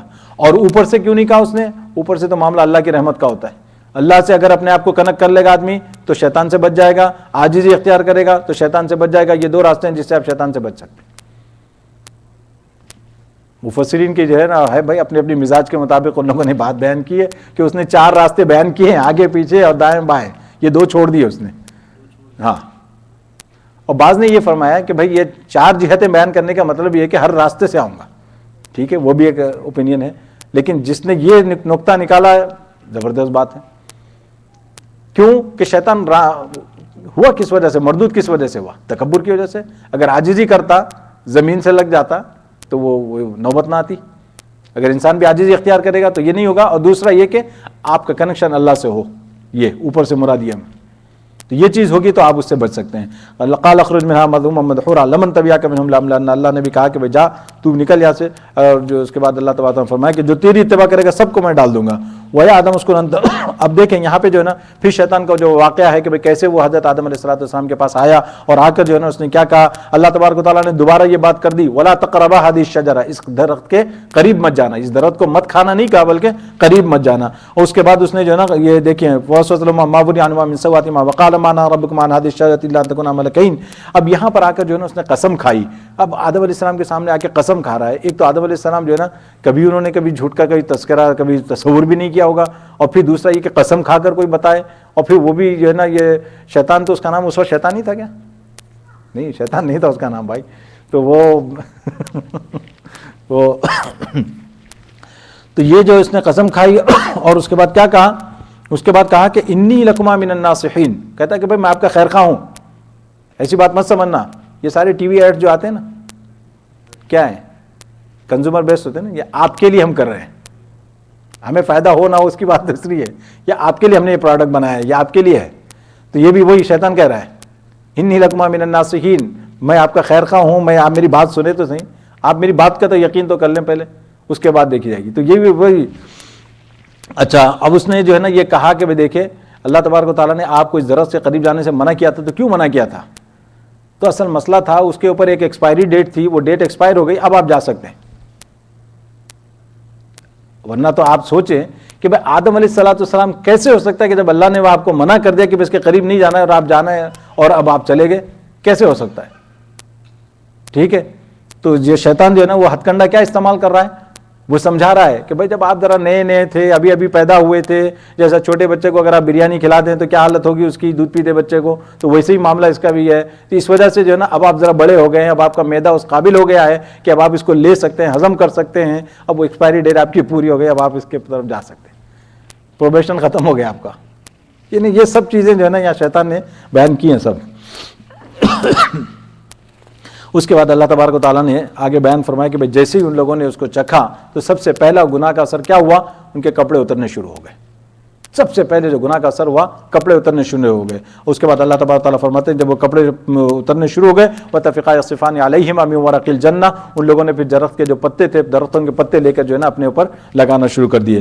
تو اس سے کیا معلوم ہوا,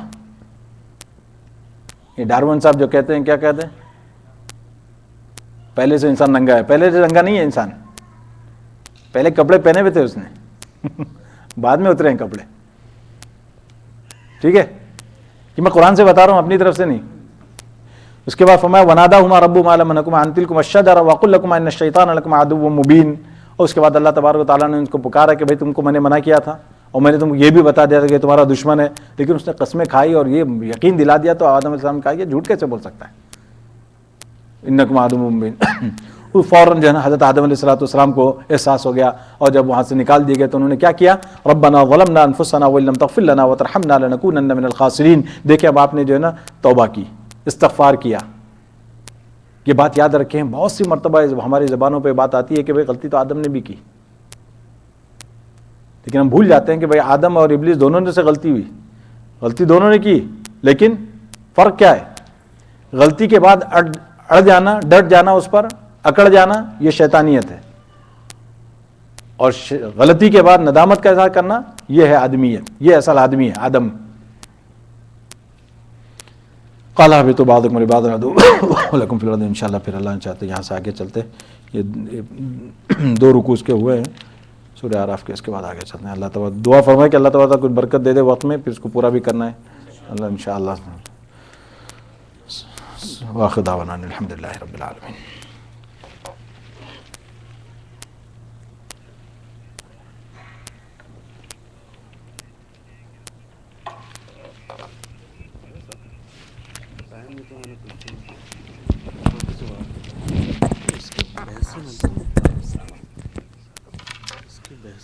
کہ شیطان نے کام کیوں کروایا,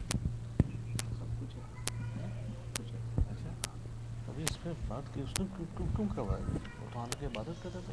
ٹھیک ہے وہ ہے تکبر. اچھا وہ اس پہ ایسا ہو گیا نا کہ اللہ تعالیٰ نکال دیا گیا, وہاں سے اسٹارٹ